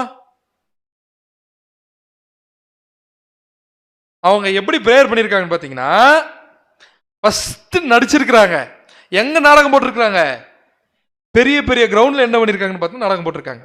நாடகம் போட்டு என்ன பண்ணிருக்காங்கன்னு பாத்தீங்கன்னா, நல்லா நடிச்சிருக்கீங்க அப்படிங்கிறாரு. இப்படி என்ன பண்ணாத, நீயே செய்யாத அப்படிங்கிறாரு. இப்படி யாருன்னா பார்த்துருக்கீங்களா? சரி, நல்லாவே பார்த்துருப்பீங்க போல இருக்கு. இதை தவிர்த்து வேற எதுவும் சொல்ல விரும்பல. அப்படின்னா நடிக்காத தான் வரும். கட்டளையிடுகிறேன் ஆண்டவரே. யாரு யாருக்கு கட்டளையிடுறது? சரி, அப்படி என்ன பண்ணாதீங்க நீங்க. இந்த மாதிரிலாம் என்ன பண்ணாதீங்க. இப்படி ஏன் பண்றாங்களாமா? எல்லாரும் யாரை பார்க்கணும்? இப்போ அவங்கள பார்க்கணும். இப்படி என்ன பண்ணாதீங்க, நீங்க நடிக்காதீங்க அப்படின்னு என்ன பண்ணிட்டாருன்னு பாத்தீங்கன்னா சொல்லிட்டாரு. இதுல ஒரு ஓமையா பேசியிருப்பார். பரிசேயன், ஆயக்காரன் ஓமை. இவங்களுடைய பிரேயரே எப்படி இருக்கும் அப்படின்னு பாத்தீங்கன்னா, பரிசேயருடைய பிரேயர் எப்படி இருந்துச்சாமா? அவர் நின்று தேவனே லூக்கா 18ஆம் அதிகாரம் வசனங்கள் 11 மற்றும் 12. பரிசேயன் நின்று தேவனே, நான் பரிகாரர், அநியாயக்காரர், விபச்சாரக்காரர் ஆகிய மற்ற மனுஷரை போலவும் இந்த ஆயக்காரனை போலவும் இராததினால் உம்மை ஸ்தோத்தரிக்கிறேன். ஏன் ஸ்தோத்தரிக்கிறார் அவரு? அந்த நல்லா புரிஞ்சுக்குங்க. நான் ஏன் ஸ்தோத்தரிக்கிறேன்னா, இவங்கள மாதிரி யாரும் கிடையாது. இல்ல, வாரத்துல 2 தடவை என்ன பண்றேன்? நானு உபவாசம் பண்றேன், என் சம்பவாத்தியத்தில் தசம்பவாகம் செலுத்தி வருகிறேன் என்று தனக்குள்ளே ஜெபம் பண்ண. இது எப்படி இருக்குது? பார்க்கறதுக்கு கேட்கறதுக்கு நல்லா இருக்கா? இந்த ஒரு ஆட்டிடியூட்ல இருக்கலாமா? நிச்சயமா என்ன பண்ணக்கூடாதுன்னு பாத்தீங்கன்னா இருக்கக்கூடாது. ஆனா என்ன சொல்றாருன்னா, நீயோ ஜெபம் பண்ணும்போது நீயோ ஜெபம் பண்ணும்போது உன் அறை வீட்டிற்குள் பிரவேசித்து உன் கதவை பூட்டி. ஆமா, அதுக்குள்ள போறதுக்கு முன்னாடி உனக்கு கண்டுபிடிக்கலாம். திரும்பி படிங்க ஸ்டார்டிங்ல. நீயோ ஜெபம் பண்ணும்போது. யாரோ ஜெபம் பண்ணும்போது நீயோ அப்படின்னா யாரு? நாம தான். அப்படின்னா யாரு? இல்ல இல்லைங்க, அந்த பாஸ்டர் வந்து ஜெபிச்சாதான், இல்ல கோபுரத்துக்கு காடை போட்டு ஜெபிச்சாதான் என்ன ஆகும்? அப்படியா? அப்படியா? தேவன் அப்படி எதுனா புரோக்கர்ஸ் ஏற்படுத்தியிருக்காரா? என்ன பிரச்சனையா நமக்கும் நம்ம தேவனுக்கும்? ஏதாவது ஒரு ரிக்வெஸ்ட் வைக்கணும். உதாரணத்துக்கு ப்ராக்டிக்கலாக எடுத்துக்கலாம். உங்கள் அப்பா கிட்ட போய் ஏதோ ஒன்று கேட்கணும், ரிக்வெஸ்ட் கேட்கணும். பேசிக்காக ஏதோ நீங்கள் என்ன பண்ணுறீங்க, ஒரு நோட்டோ பெண்ணோ வாங்கணுன்றீங்க, போய் கேட்க மாட்டீங்க, பக்கத்து வீட்டுக்கார விட்டு கேட்குறீங்க. எப்படி இருக்கும்? இல்லை, இப்போ பிரச்சனையா எதுனா? இப்போ கேள்வி, நம்ம அப்பாவுக்கும் நமக்கு எதுனா பிரச்சனையான்னு கேட்குறேன். நாம ஜபத்துல கேட்டா, சரியா அவர் சொல்ற மாதிரி கேட்டா, அது வேதத்தின் அடிப்படையில் சரியா இருந்துச்சுன்னா நான் தரமாட்டேன்னு சொல்லியிருக்காரா? இல்ல. அப்படி இருக்கும்பொழுது நீங்க லெட்டர் போடுங்க, 10வது பாஸ் பண்ணிடலாம். அதுக்கு சப்ஸ்கிரிப்ஷன் என்ன பண்ணிருங்க, செஞ்சிருங்க. இப்ப நிறைய வந்துருச்சு, ஜிபேல இருந்து எல்லாம், எதுவா இருந்தாலும் எனி மெத்தட் 24/7 உங்களுக்காக என்ன ஆயிட்டு இருக்கோம்? என்ன கோபுரம்? ஜெப கோபுரம். அப்படியா வேதம் சொல்லுது? நடிக்காதீங்கிறார். நீயோ உன் அறை வீட்டிற்குள் அறை வீட்டுக்குள் பிரவேசினா செப்பரேட்டா உன் கதவை பூட்டி. அப்படின்னா கதவு பூட்டுறது இல்லை, நம்முடைய இருதய கதவை பூட்டி அந்தரங்கத்தில் இருக்கிற உன் பிதாவை நோக்கி ஜெபம் பண்ணு. அப்பொழுது அந்தரங்கத்தில் பார்க்கிற உன் பிதா என்ன பண்ணுவான்னு பார்த்தேன், வெளியரங்கமா என்ன பண்ணுவான்னு பார்த்தா உனக்கு பண்ணுங்க. இதை ஒருத்தர் கரெக்டா பண்ணதா ஆண்டவர் என்ன பண்றாருன்னு பாத்தீங்கன்னா பேரபல்லே சொல்றாரு. இந்த கொஞ்ச நேரத்துக்கு முன்னாடி ஜெபிச்சு போனார்ல, யார் அவரு? பரிசேயன். சரிங்களா? ஜபகோபுரம். அதுக்கு பதில் இல்லாம இந்த இடத்துல ஆயக்காரன் எப்படி ஜெபிச்சாராமா? வாசிக்கலாம். 18ஆம் அதிகாரம் 13, 14. ஆயக்காரன் தூரத்திலே நின்று தன் கண்களையும் வானத்துக்கு ஏறெடுக்க துணியாமல் வானத்திற்கு ஏறெடுக்க துணியாமல் தன் மார்பிலே அடித்துக்கொண்டு தேவனே பாவியாகிய என்மேல் கிருபையாயிரும் என்றான். ஏன் மார்பில் அடிச்சுக்கொண்டு வானத்தை நோக்கி கூட பார்க்கல அப்படின்னு பாத்தீங்கன்னா, இவர் முடிவு பண்ணிட்டாரு, உங்களை பார்க்கறது கூட யார் தகுதி இல்லை, நான் தகுதி இல்லை, பட் பாவியாகிய என்மேல் என்ன பண்ணுங்க, கிருபையா இருங்க. ஆண்டவர் சொல்றாரு அடுத்த வசனத்துல, அவன் அல்ல இவனே நீதிமானாக்கப்பட்டவனாய் தன் வீட்டுக்கு திரும்பி போனான் என்று உங்களுக்கு சொல்லுகிறேன். ஏனெனில் தன்னை உயர்த்துகிறவன் எவனும் தாழ்த்தப்படுவான், தன்னை தாழ்த்துகிறவனும் உயர்த்தப்படுவான். அப்படின்னு அன்புக்குரிய சகோதர சகோதரிகளே, 2 மாடல் எந்த மாடல் வேணும் நமக்கு? செகண்டா ஃபர்ஸ்டா? அதனால என்ன பண்ண சொல்றான்னு பாத்தீங்கன்னா, மத்தேயு 6ஆம் அதிகாரம் 7ஆம் வசனம் வாசிங்க. மத்தேயு 6ஆம் அதிகாரம் 7ஆம் வசனம். அன்றியும் நீங்கள் ஜெபம் பண்ணும்போது அஞ்ஞானிகளைப் போல வீண் வார்த்தைகளை அலப்பாதீங்கள். வளராதீங்கன்றார். ஃபர்ஸ்ட் அஞ்ஞானிகளைப் போல வீண் வார்த்தைகளை அலப்பாதீங்கள். அது என்னது? வீண் வார்த்தைகளை அலப்பாதீங்கள். ஆண்டவரே அதை செய்கிறோம் ஆண்டவரே, இஷ்டத்துக்கு ஸ்டோரி ஸ்கிரீன் பிளே என்ன பண்ணாத, முதல்ல வீண் வார்த்தைகளை அலப்பாதீர்கள். ஸ்தோத்திர ஜெபம் எத்தனை தடவை? 1000. யாரை போல? இப்ப அதுதான், அதனால தான் அழகா சொல்றாரு ஆண்டவர், அஞ்ஞானிகளை போல. வேற சில பேர் வேற ஒன்று எழுதுவாங்க. என்ன எழுதுவாங்க? எக்ஸட்ரா எக்ஸட்ரா எழுதிட்டே இருப்பாங்க. நான் எதாவது சொல்றேன்னு புரிய நினைக்கிறேன் நான். அந்த மாதிரி இதை எது எழுதுறது? தோத்திரம் சோத்திரம் நோட்டு புக்கில் வைக்க நான் 1000 வாட்டி எழுதுறது. இந்த மாதிரி வீண் வார்த்தையில் என்ன பண்ணிருக்காதீங்க, அலப்பாதீங்கள். அவர்கள் அதிக வசனிப்பினால் தங்கள் ஜெபம் கேட்கப்படும் என்று நினைக்கிறார்கள். அவர்களை போல நீங்கள் செய்யாதீர்கள். நிறைய பேஸ்டா மொத்த விஷயங்கள் நடந்தது எல்லாத்தையும் என்ன பண்றதுன்னு பாத்தீங்கன்னா தெரிவிக்கிறது. யாருக்கு தெரியாத மாதிரி ஆண்டவருக்கே. அப்படிலாம் பண்ணாதீங்க. உங்கள் பிதாவை நோக்கி நீங்கள் வேண்டிக் கொள்ளுகிறதற்கு முன்னமே உங்களுக்கு இன்னது தேவை என்று ஃபர்ஸ்ட் அவருக்கு என்ன தெரியுமா? இப்ப ஃபர்ஸ்ட் நீ எதை கேட்க வரன்றதுக்கு முன்னாடி யாருக்கு தெரியும்? அவருக்கு நல்லாவே தெரியும். நம்ம கேட்க வர்றது கூட சில சமயத்தில் சரியா கேட்க வராது நமக்கு, அந்த அளவுக்கு கண்டிஷன் நமக்கு. அப்படின்னா ஆனாலும் ஏன் ஜெபத்துல தேவன் எதிர்பார்க்கிறார்னா, நம்மளுடைய இருதயத்தின் உள்ளான உணர்வுகளை நாம நியாயமா அந்த இடத்துல வெளிப்படுத்துறோமான்றதான் தேவன் பார்க்கிறார். அதனால கிளியரா என்ன சொல்றாருன்னு பாத்தீங்கன்னா, மத்தேயு 23ஆம் அதிகாரம் 14ஆம் வசனம் வாசிங்க. மத்தேயு 23ஆம் அதிகாரம் 14ஆம் வசனம். மாயக்காரராகிய வேத பாரகரே பரிசேயரே உங்களுக்கு ஐயோ, பார்வைக்காக நீண்ட ஜெபம் பண்ணி. எதுக்காக ஜெபம் பண்றாங்களாமா? எவ்வளோ நேரம்? அவங்களுக்கு என்ன சொல்லிட்டாரு? அதெல்லாம் இல்ல, ஐயோ உங்களுக்கு ஐயோ அப்படின்னு ஆண்டவர் ஐயோன்ட்டா என்னதான் அது? ஐயோ ஆண்டவர் தான் சொல்லிட்டாரு. ஏன்னா இவங்க வேற எப்படி இருப்பாங்களாமா, இவங்களுடைய அங்க அடையாளங்களை வேற ஆண்டவராக இயேசு கிறிஸ்து அடுத்து சொல்றாரு. மத்தேயு 23ஆம் அதிகாரம் 27ஆம் வசனம். 27ஆம் வசனம். மாயக்காரராகிய வேத பாரகரே பரிசேயரே உங்களுக்கு ஐயோ, வெள்ளையடிக்கப்பட்ட கல்லறைகளுக்கு ஒப்பாயிருக்கிறீர்கள். என்ன கல்லறைகள்? ஏன் வெளியே பார்க்கறதுக்கு என்ன ட்ரெஸ் அம்மா? அதாவது வெளியே பார்க்கறதுக்கு எப்படி இருப்பாங்களாமா? எப்படி இருக்கு பார்க்கறதுக்கு? நல்லா இருக்குல்ல. உள்ள தோண்டி பார்த்தா எப்படி இருக்கும்? இல்ல, இது உள்ள தோண்டி பார்த்தா என்ன இருக்கும்? நாத்தடிக்கும். அப்படின்னா அந்த கண்டிஷன்ல இருந்துட்டு வெளிப்புறமா வந்து நீண்ட நேரம் பண்ணக்கூடிய இந்த வேலையெல்லாம் என்ன பண்ணாதீங்க, செய்யாதீங்க. இப்படி பிரேயர் பண்ணாதீங்கன்ட்டார். இப்படி பண்ணலாமா? இப்படி பண்ணக்கூடாது. அடுத்து முக்கியமான பாயிண்ட்டுக்குள்ள வரலாம். ஜெபம் என்பதை நாம் யாரிடம் பண்ண வேண்டும்?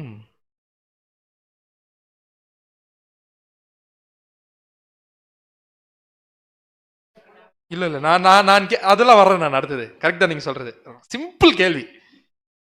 பிதாவாகிய தேவன் கிட்ட ஜெபிக்கணுமா, ஆண்டவராகிய இயேசு கிறிஸ்து ஜெபிக்கணுமா? யார்கிட்ட? அது கரெக்ட் தான். ஆண்டவராக இயேசு கிறிஸ்து நாமத்தின் மூலமா தான் கேட்கணும், அதுல மாற்றுக்கிறதே கிடையாது.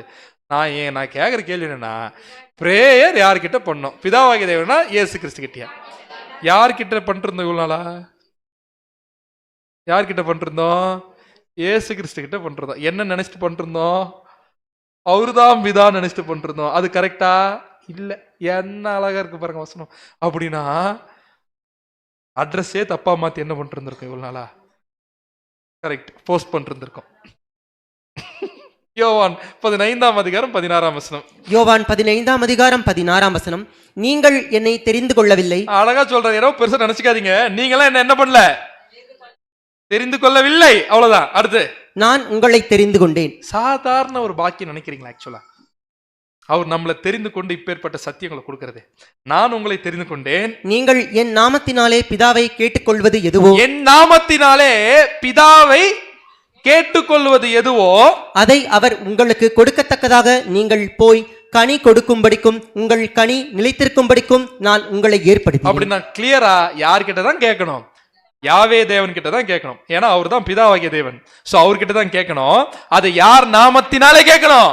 ஆண்டவராகிய இயேசு கிறிஸ்துவின் நாமத்தினாலே கேட்கணும். இதுல பிரேயர் பண்ணும்போது கேட்டுருவோம், இயேசுவின் நாமத்தினாலே ஜெபிக்கிறோம் பிதாவேன்னு கேட்டு, ஆனா மைண்ட்ல என்ன நினைச்சிட்டு இருந்தான்னு பாத்தீங்கன்னா, அவர்தான்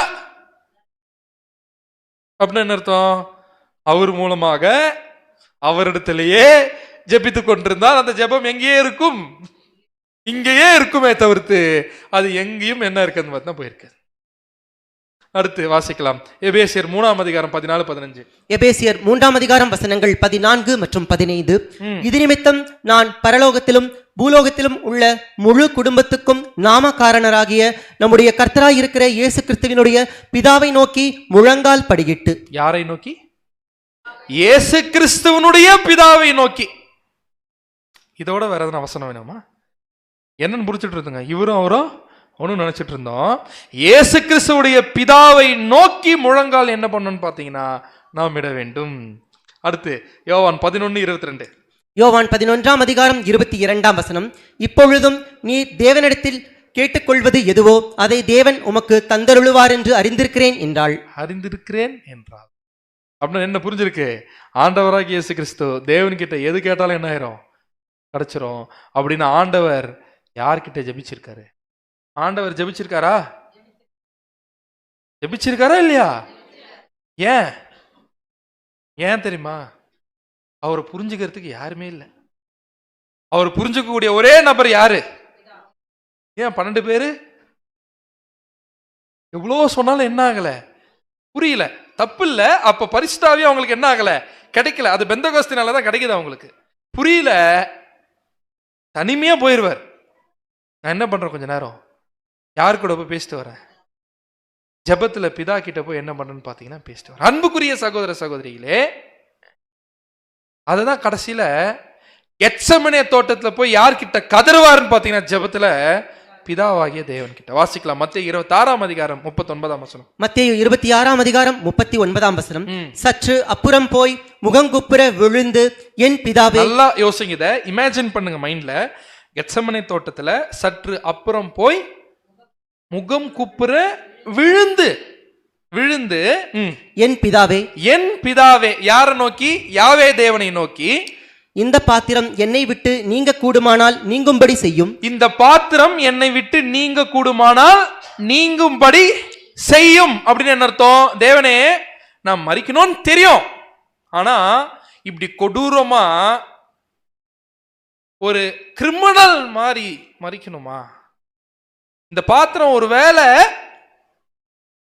நீங்க கூடுமானால் என்ன பண்ணிட்டோம் செய்யுங்க, ஆனாலும் என் சித்தத்தின்படி அல்ல உம்முடைய சித்தத்தின்படி ஆக கடவுது என்று ஜெபம் பண்ணினார். அன்புக்குரிய சகோதர சகோதரிகளே, இந்த வசனத்தை பிதாவாகிய தேவனும் ஆண்டவராகிய இயேசு கிறிஸ்துவும் ஒன்னு அப்படின்னு நினைச்சிட்டு விளக்குக அப்படின்னா எப்படி விளக்கலாம்?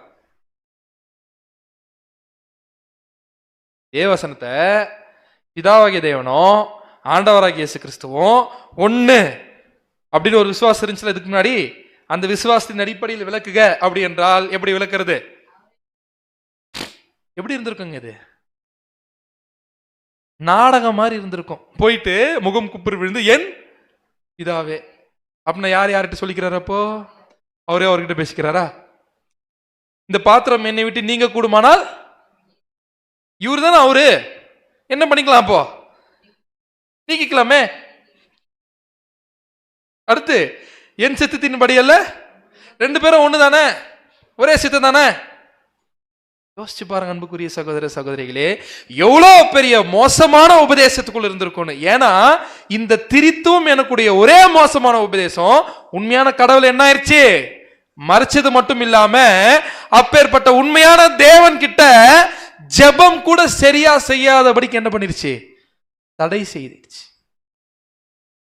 இவருக்கான ஒரே சோர்ஸ் என்ன தெரியுங்களா? இதுல என்ன பிரச்சனைனா, ஆண்டவர் ஜெபிக்கும் போது எப்பவுமே தான் பதில் வந்துடும். கரெக்டா இல்லையா? ஏன்னா தானியேலுக்கே வந்துச்சு, நீ வேண்டு கொள்ளும் போது என்ன ஆயிடுச்சு, உத்தரவு வந்துருச்சு. ஆண்டவருக்கு வந்திருக்குமா, வந்திருக்காதா? ஏன்னா ஆண்டவர் எப்பவுமே நான் சொல்றதை கேட்குறீங்கப்பா. ஆனா திடீர்னு கெத்செமனே தோட்டத்துல பதில் வரல. ஃபர்ஸ்ட் டைம் எப்படி இருந்திருக்கும் ஆண்டவருக்கு? என்னென்ன ஓடி இருக்கும் மைண்ட்ல? ஒருவேளை ஒரு சின்ன தப்பு நம்ம பண்ணியிருந்தா ஆண்டவரால் உயிர் தெரிந்திருக்க முடியுமா? அப்படி ஒரு சின்ன பிழையோட மறிச்சிருந்தா என்ன இருக்கும் அவர் நிலைமை? நித்தியத்துக்கும் அழிவுக்குள்ள போயிருப்பார். ஆண்டவரே உயிர் தெரிந்திருக்க முடியாது. நித்தியமா பிதா விட்டு பிரிஞ்சிருக்கணும். சாதாரண பிரஷரா? அந்த பிரஷர்ல தான் என்ன ஆகுது, வேர்வை துளிகள் எல்லாம். அவ்வளவு பிரஷர். செகண்ட் டைம் ஜெபிக்கிறார், என்ன ஆகல, வரல. நீங்க யோசிச்சு பாருங்க, இந்த வசன பகுதியில் ரெண்டும் ஒண்ணுன்னா எதுனா ஒண்ணு செட் ஆகுமா? ஆனா ஃபைனலா என்ன ஆயிடுச்சு, ஆண்டவருக்கு மூணாவது தடவை தூதன் மூலமாக பதில் வந்துருச்சு. அதுக்கப்புறம் அவர் பேசல, யாரு, ஆண்டவர் பேசல. டைரக்டா சிலுவை மரணத்துக்கு என்ன பண்றாருன்னு பார்த்து ஒப்பு கொடுக்குறாரு. ஆனா சிலுவையில ஆண்டவரே தாங்க முடியாத ஒரு சம்பவம் நடந்துருச்சு. அதோட உயிர் பிரிஞ்சிருச்சு. என் தேவனே, என் தேவனே, ஏன் என்னை கை. இவ்வளோ நாளா அவர் உருவாக்கப்பட்டதுல இருந்து அவரோட கூடவே உருவாடிட்டு இருந்த அவங்க அப்பா இப்ப என்ன பண்ணலன்னு பாத்தீங்கன்னா பேசல. எப்படி இருந்திருக்கும் அவருக்கு? எப்படி இருந்திருக்கும்? அவர் என்ன பண்ணல அப்படின்னு பாத்தீங்கன்னா பேசல. எதை வேணா தாங்கின ஆண்டவராக இயேசு கிறிஸ்துவுக்கு எதை தாங்க முடியல? இதை என்ன பண்ண முடியலன்னு பாத்தீங்கன்னா அவங்க அப்பா அவர்கிட்ட பேச முடியாது. என்ன பண்ண முடியலன்னு பாத்தீங்கன்னா தாங்க முடியல. யோசிச்சு பாருங்க, ஏன் இதை செஞ்சாகணும்? ஏன்னா யாருடைய ஸ்தானத்தை எடுத்துக்கொண்டார் ஆண்டவர். சிலுவையில பாவியால ஆயிரல. சில சமயத்தை தப்பா சொல்லிடுவாங்க, அவர் பாவி ஆனார், அப்படிலாம் கிடையாது. அவர் எப்பொழுதும் பாவிகளுக்கு விலகினவர் தான். ஆனா பாவியினுடைய ஸ்தானத்தை யார் எடுத்துக்கொள்ளணும்? இப்போ கர்த்தராகிய இயேசு கிறிஸ்து. அப்ப அவர் பாவியுடைய ஸ்தானத்தை எடுத்துக்கணும்னா பாவிகளுக்கு தேவன் என்ன பண்றது இல்ல, செவி கொடுக்கிறது இல்லைன்னு வசனம் இருக்கு. அப்போ இவ்வளோ பெரிய ஒரு விஷயத்தை யார் சுமந்து தீர்க்கிறார்? ஆண்டவராகிய. யாருக்காக? நாம தேவன்கிட்ட ஜெபிக்கணும்ன்றதுக்காக, நாம அப்பா கிட்ட பேசணும்ன்றதுக்காக. அவங்க அப்பா அன்னைக்கு அவர்கிட்ட பேசாம கைவிட்டார். ரெண்டு பேரும் சாதாரண அன்பு காமிச்சிருக்கிறாங்களா? இப்பேற்பட்ட அன்பை காமிச்சிருக்கும் பொழுது இவங்க சொல்ற மாதிரி நாம ஜெபிக்கணுமா? நாம இஷ்டத்துக்கு ஜெபிச்சுட்டு இருக்கலாமா? அதனால இனி ஜெபத்துல எது கிடையாது. சொல்லிட்டு இருந்தோம்னா மத்திய 7ஆம் அதிகாரம் 21ஆம் வசனம். மத்தேயு 7ஆம் அதிகாரம் 21ஆம் வசனம். பரலோகத்தில் இருக்கிற என் பிதாவின் சித்தத்தின்படி செய்கிறவனே பரலோக ராஜ்யத்தில் பிரவேசிப்பானே அல்லாமல் என்னை நோக்கி கர்த்தாவே கர்த்தாவே என்று சொல்லுகிறவன் அதில் பிரவேசிப்பதில்லை. அப்படின்னு என்ன அர்த்தம்? நாம இஷ்டத்துக்கு நாம ஜெபிச்சுட்டு ஏசப்பா ஏசப்பான்னு 1000 வாட்டி சொன்னாலும் எங்க போறது கிடையாது, பரலோக ராஜ்யத்துக்குள்ள போக முடியாது. ஆனா என்ன செஞ்சா போலாம்? பிதாவின் சித்தத்தை. அதுதான் பவுல் கொலோசியருக்கு எழுதும் போது என்ன எழுதுறாருன்னா, எல்லா நிருபங்களையும் நீங்க எடுத்து பாருங்க, கிளியரா இருக்கும் வசனம். கொலோசியர் 3ஆம் அதிகாரம் 17ஆம் வசனம். கொலோசையர் 3ஆம் அதிகாரம் 17ஆம் வசனம். வார்த்தையினாலாவது கிரியையினாலாவது நீங்கள் எதை செய்தாலும் அதையெல்லாம் கர்த்தராகிய இயேசுவின் நாமத்தினாலே செய்து அவர் முன்னிலையாக பிதாவாகிய தேவனை ஸ்தோத்திரியுங்கள். அவர் முன்னிலையாக யாருக்கு தேங்க்ஸ் சொல்லுங்க? பிதாவாகிய தேவனுக்கு. அதேதான் எபேசியர்லயும் பவுல் என்ன பண்றான்னு பார்த்து எழுதுறாரு. அப்ப கிளியரா அன்புக்குரிய சகோதர சகோதரிகளே, ஜெபத்தில் இன்னைக்கு நைட் முட்டி போடும் போது யாரை நோக்கி ஜெபிக்கணும்? பிதாவாகிய தேவன். அவர் யாரு? அவர் யாவே தேவன். யார் மூலமா ஜெபிக்கணும்? கர்த்தராகிய இயேசு கிறிஸ்துவின் நாமத்தினால் நாம் ஜெபிக்க வேண்டும். புரிஞ்சுங்களா? அடுத்த கேள்விக்குள்ள போலாம். யாருடைய ஜெபத்தை தேவன் கேட்கறது இல்ல? அப்படி கேட்காம போறாரா? போறாரு. யாருடைய ஜெபத்தை தேவன் கேட்கறது இல்ல?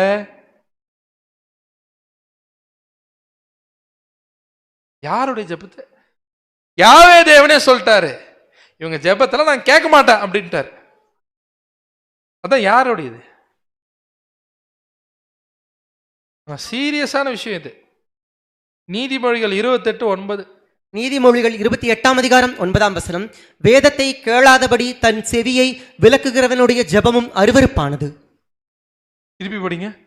வேதத்தை கேளாதபடி. வேதத்தை கேளாதபடின்னு என்ன அர்த்தம்? ஜஸ்ட் கேட்கறதா? வேதத்தை கேளாதபடினா கேட்கறதா? வேதம் சொல்லக்கூடிய சத்தியத்தை தங்களுடைய வாழ்க்கையின் படி செய்யாம, அந்த சத்தியத்தை விசுவாசியாமல் விளக்குகிறவருடைய ஜெபமும் ஒன்னும் இல்ல. திரித்துவ படம் கேட்டோம். உண்மையான தேவன் யார் என்ற வேத வசனம் தெளிவு என்ன பண்ணிருச்சு? நமக்கு கொடுத்துருச்சு. இல்ல இல்ல இல்ல, நான் பழையபடி அதே போதனையை தான் நான் என்ன பண்ணிருப்பேன், நானு கேட்டுட்டு உட்கார்ந்து கொண்டு இருப்பேன் என்று நாம் போய் ஜெபித்தால் பண்ணிக்கப்பா, அது எனக்கு எப்படி இருக்கு? அருவருப்பா இருக்குன்றவர். ஆனா தேவன் நமக்கு என்ன பண்ணிருக்காரு? சத்தியத்தையும் அறிவீர்கள். இந்த வசனத்தை ஃபர்ஸ்ட் கிளாஸ்லயே பார்த்தோம். அப்போ இந்த அளவுக்கு புரிஞ்சிருக்காது இந்த வசனத்துடைய தாற்பயம். உண்மையை சொல்லுங்க, சத்தியம் நம்மளை விடுதலை ஆக்குதா இல்லையா? பல விஷயத்துல இருந்து என்ன ஆகுதுன்னு பார்த்தா விடுதலை ஆக்குது. அப்படின்னா இப்படி செவியை விளக்கர்களுடைய ஜெபத்தை தேவன் கேட்கறது இல்ல, ஆனா தேவன் சில பேருடைய ஜெபத்தை கேட்கவும் செய்யறார். அப்ப என்ன கேள்வி? யாருடைய ஜெபத்தை தேவன் கேட்பார்? அப்போ வாசிக்கலாம். நீதிமொழிகள் 15:29. நீதிமொழிகள் 15:29 துன்மார்க்கருக்கு கர்த்தர் தூரமாய் இருக்கிறார், நீதிமான்களின் ஜெபத்தையோ கேட்கிறார். துன்மார்க்கருக்கு கர்த்தர் ரொம்ப தூரமா இருக்காரமா, நீதிமான்கள் ஜெபத்தையோ தேவன் என்ன பண்றாரு? கேட்கிறார். ஆரம்பத்திலிருந்து இப்படிதான். முதல் நம்ம தான் பார்த்தோம். ஏதேன் தோட்டத்துல மனுஷன் தேவன் விட்டு பிரிஞ்சதிலிருந்து யாருடைய ஜெபத்தை மட்டும் தான் கேட்டுட்டு இருந்தாரு? நீதிமான் ஜெபத்தை மாத்திரம் என்ன பண்ணிருந்தாரு? கேட்டிருந்தார். பட் ஆனா அந்த நீதிமான்கள் எதனால நீதிமான்கள் ஆனாங்க? விசுவாசத்தினால. அதனால அந்த நீதிமான்களை என்னவாதான் தேவன் பார்த்தாரு? நண்பர்களாக பார்த்தார். அதனாலதான் அது என்ன ஜஸ்டிபிகேஷன் சொன்னோம்? Friendship justification. கரெக்டா? Friendship justification. அடுத்தது தேவன் ஒரு தேசத்தாரை என்ன பண்ணாரு? தெரிந்து கொண்டார். யார் அது? இஸ்ரேல் ஜனங்கள். ஆனா அவங்களுக்கு நடந்தது எல்லாம் நிழலான காரியங்கள். அதனால என்னன்னு சொன்னாத நாம நிழலான நீதிமான் ஆக்கப்படுதலுக்குள்ளதான் அவங்க இருந்தாங்க. ஆனா ஒரு கட்டத்துல யூதேகம் முடிஞ்ச உடனே சுவிசேஷம் என்ன ஆயிடுச்சுங்க? ஆரம்பிச்சிருச்சு. அப்பதான் மாபெரும் வாய்ப்பு கிடைக்குது. என்ன வாய்ப்பு கிடைக்குது அப்படின்னு பார்த்தோம்னா, வெறுமனே தேவன் கிட்ட நண்பர்களாக கூடிய வாய்ப்பு மட்டும் இல்ல, அப்பேற்பட்ட தேவனுடைய குமாரர்களாக மாறக்கூடிய வாய்ப்பு என்ன ஆகுதுன்னு பாத்தீங்கன்னா கிடைக்குது. ஏன் தெரியுமா? அதுக்கப்புறமா யார மட்டும் நீதிமான்களாக தேவன் கருதுகிறார் அப்படின்னு பாத்தீங்கன்னா, கர்த்தராகிய இயேசு கிறிஸ்துவின் ரத்தத்தை விசுவாசிக்கிறவர்களை தான் என்ன பண்றாருங்க? நீதிமானாக தேவன் என்ன பண்றாரு? பார்க்கிறார். நீதிமானா பார்க்கிறாருன்னா நாம அப்படியே நம்ம கேரக்டர் அப்படியே பயங்கர நல்ல கேரக்டர்னால நீதிமான் கிடையாது. எதனால நீதிமான்? ஆண்டவராகிய இயேசு கிறிஸ்துவோடைய ரத்தத்தை நாம் விசுவாசிப்பதினால். அப்படின்னு என்ன அர்த்தம்? அவரை நாம என்னன்னு விசுவாசிக்கணும்? நம்முடைய ரட்சகர் என்று விசுவாசிக்கணும். ரட்சகர் விசுவாசிக்கிறது என்ன? அது விசுவாசிக்கணும்னா நம்ம முதல்ல என்ன பண்ணப்படணும்? நம்மள யார் நினைக்கணும்? பாவி. பாவின்னு நினைக்கணும். என்ன பாவின்னு நினைக்கலாம்? நம்மள பவுலே சொல்லியிருக்காரு, பாவிகளில் நாம யாரு? பவுலே பிரதான பாவினா நாம் இருக்கிறதுலே என்ன பாவி? படுபாவி. நான் ஒத்துக்கிறேன். நீங்க ஒத்துக்கிறீங்களா இல்லையா? சரி, அப்படின்னா அப்பேற்பட்ட நிலைமையில இருந்த நாம ஆண்டவருடைய மீட்பை ஏற்றுக்கொண்டு அவரை ரட்சகர் என்று ஏற்றுக்கொண்டதினால் நீதிமானா என்ன பண்ணிட்டோம்? யோசிச்சு பாருங்க. விசுவாசத்தினால் நீதிமான் ஆகிறோம். விசுவாசத்தினால் நீதிமான் பிழைப்பான். அந்த கண்டிஷனுக்கு வந்துட்டோம். இவங்களுடைய ஜெபம் தான் இப்ப முதல்ல என்ன பண்ணுவார்? தேவன் கேட்கவே ஆரம்பிப்பார். அப்படின்னா இப்படி ஆனா மட்டும் போதுமா? அவரை விசுவாசிச்சது மட்டும் போதுமா? அப்படி விசுவாசிக்கக்கூடிய நீதிமான்களுடைய உண்மையான கேரக்டர் என்ன தெரியுங்களா? அடுத்தது ஆண்டவர் சொல்றார் மத்தேயு 5:6, மத்தேயு 5:6. மத்தேயு 5:6 நீதியின் மேல் பசிதாகம் உள்ளவர்கள் பாக்கியவான்கள், அவர்கள் திருப்தி அடைவார்கள். நீதியின் மேல் பசிதாகம் உடையவர்கள் பாக்கியவான்கள், அவர்கள் என்ன வராங்க? திருப்தி அடைவார்கள். நீதியின் மேல் பசிதாக. இந்த மான் போட்டோ எங்கேயோ பார்த்த மாதிரி இருக்கா? எங்க பார்த்தோம்? ஃபர்ஸ்ட் கிளாஸ்ல பார்த்தோம். உங்களை பார்த்து ஒன்று சொன்னேன், உங்களை எல்லாம் பார்த்தா இந்த மான் மாதிரி இருக்குன்னு. உண்மையா இல்லையா? ஏன் இத்தனை வாரம் திருப்பி திருப்பி வருது? ஏன்னா மான்கள் இப்ப எதை நோக்கி வந்துட்டு இருக்குது? நீரோடைகளை வாஞ்சிக்குது. உண்மையாவே பசிய போக்குறாரா இல்லையா? பசி என்ன பண்றாருங்க? போக்குறாரு. அப்படின்னா இப்படி போக்கிட்ட பிறகு இப்ப என்னவாயிட்டோம்? நாம நீதிமான்களா இருந்தோம். நீதிமான்களா இருந்த நம்மள அடுத்த கண்டிஷனுக்கு என்ன பண்றாருன்னு பார்த்தீங்கன்னா கொண்டு போறாரு. அப்போ இந்த நிலைமைக்கு வந்துட்டு அடுத்து நாம பண்ணணும், என்ன பண்ணணும்? அதை பண்ணணும்னா என்ன பண்ணணும்? நம்ம வாழ்க்கையவே தேவனுக்குன்னு ஒப்பு கொடுத்துடணும். நம்ம வாழ்க்கையவே பலி செலுத்திடணும். கரெக்டா? தயாரா? அப்படி செலுத்தக்கூடியவர்களை தேவன் என்ன சொல்றாருன்னு பாத்தீங்கன்னா, இவங்க நீதிமான்கள் மட்டும் இல்ல, இவர்கள் என்னுடைய பரிசுத்தவான்கள். அதான் சங்கீதம் 50 நம்ம பாக்குறோம். என்ன பாக்குறோம் அப்படின்னு பாத்தீங்கன்னா, பலியினால் உடன்படிக்கை செய்த என்னுடைய பரிசுத்தவான்களை என்னிடத்தில் கூட்டுங்க. தயாரா இருக்குமா? இப்படி இருக்கக்கூடிய பரிசுத்தவான்கள் தான் யாருடைய குமாரர்களா மாறுறாங்க? தேவனுடைய குமாரர்களா மாறுறாங்க. அப்பதான் இந்த நீதிமான் ஆக்கப்படுதலுக்கே ஒரு உயிர் வருது. எப்ப உயிர் வருது? நம்மளையே ஒப்பு கொடுத்த பிறகுதான் தேவனுக்கு என்று என்ன வருது? நம்மளுடைய நீதிமானாக்கப்படுதலுக்கு ஒரு உயிர் வருது. இதுக்கு என்ன பேர் சொல்ல ஆங்கிலத்தில்? வைட்டலைஸ்டு ஜஸ்டிபிகேஷன். நம்முடைய நீதிமானாக்கப்படுதலுக்கு இப்ப உயிர் ஊட்டப்பட்டாச்சு. எதனால? ஆண்டவராக இயேசு கிறிஸ்துவோடைய ஈடுபலியை விசுவாசிக்கிறதுனால மட்டும் இல்ல, அதை விசுவாசிச்சு நம்மளே என்ன பண்ணிட்டோம்? ஒப்பு கொடுக்கணும் பலியா. அதுதான் பவுல் சொல்றார் ரோமர் 12:1-2. ரோமர் 12:1 மற்றும் 2. அப்படி இருக்க சகோதரரே, நீங்கள் உங்கள் சரீரங்களை பரிசுத்தமும் தேவனுக்கு பிரியமுமான ஜீவ பலியாக ஒப்புக் கொடுக்க வேண்டும் என்று தேவனுடைய இரக்கங்களை முன்னிட்டு உங்களை வேண்டிக் கொள்ளுங்கள். தேவனுடைய இரக்கங்களை முன்னிட்டு உங்களை என்ன பண்றானே? இவங்க எதை பலியை செலுத்திடுவாங்க? அதான் யார? அவங்களே பலியா செலுத்துறது என்ன? அவங்களுடைய நேரம், பணம், தாளந்து, அவங்களுடைய எனர்ஜி எல்லாத்தையும் என்ன பண்ணிடுவாங்களாமா? தேவனுக்காக பலியா கொடுத்துருவாங்களாமா. உதாரணத்துக்கு பவுல் எடுத்துக்கலாமே. எதை பலியா செலுத்திட்டாரு? அதான் தண்ணியனா எல்லாமே. அவருடைய நேரம், அவருடைய பணம், அவருடைய தாளந்து, அவருடைய செல்வாக்கு எல்லாத்தையும் என்ன பண்ணியாச்சுங்க? செலுத்தினா அப்போஸ்தலனாகிய பவுல் உலக பிரகாரமான காரியங்களை ஜெபத்தில் கேட்டிருப்பாரா அல்லது கேட்டாரா? 100% என்ன பண்ணல? கேட்கவில்லை. ஏன்?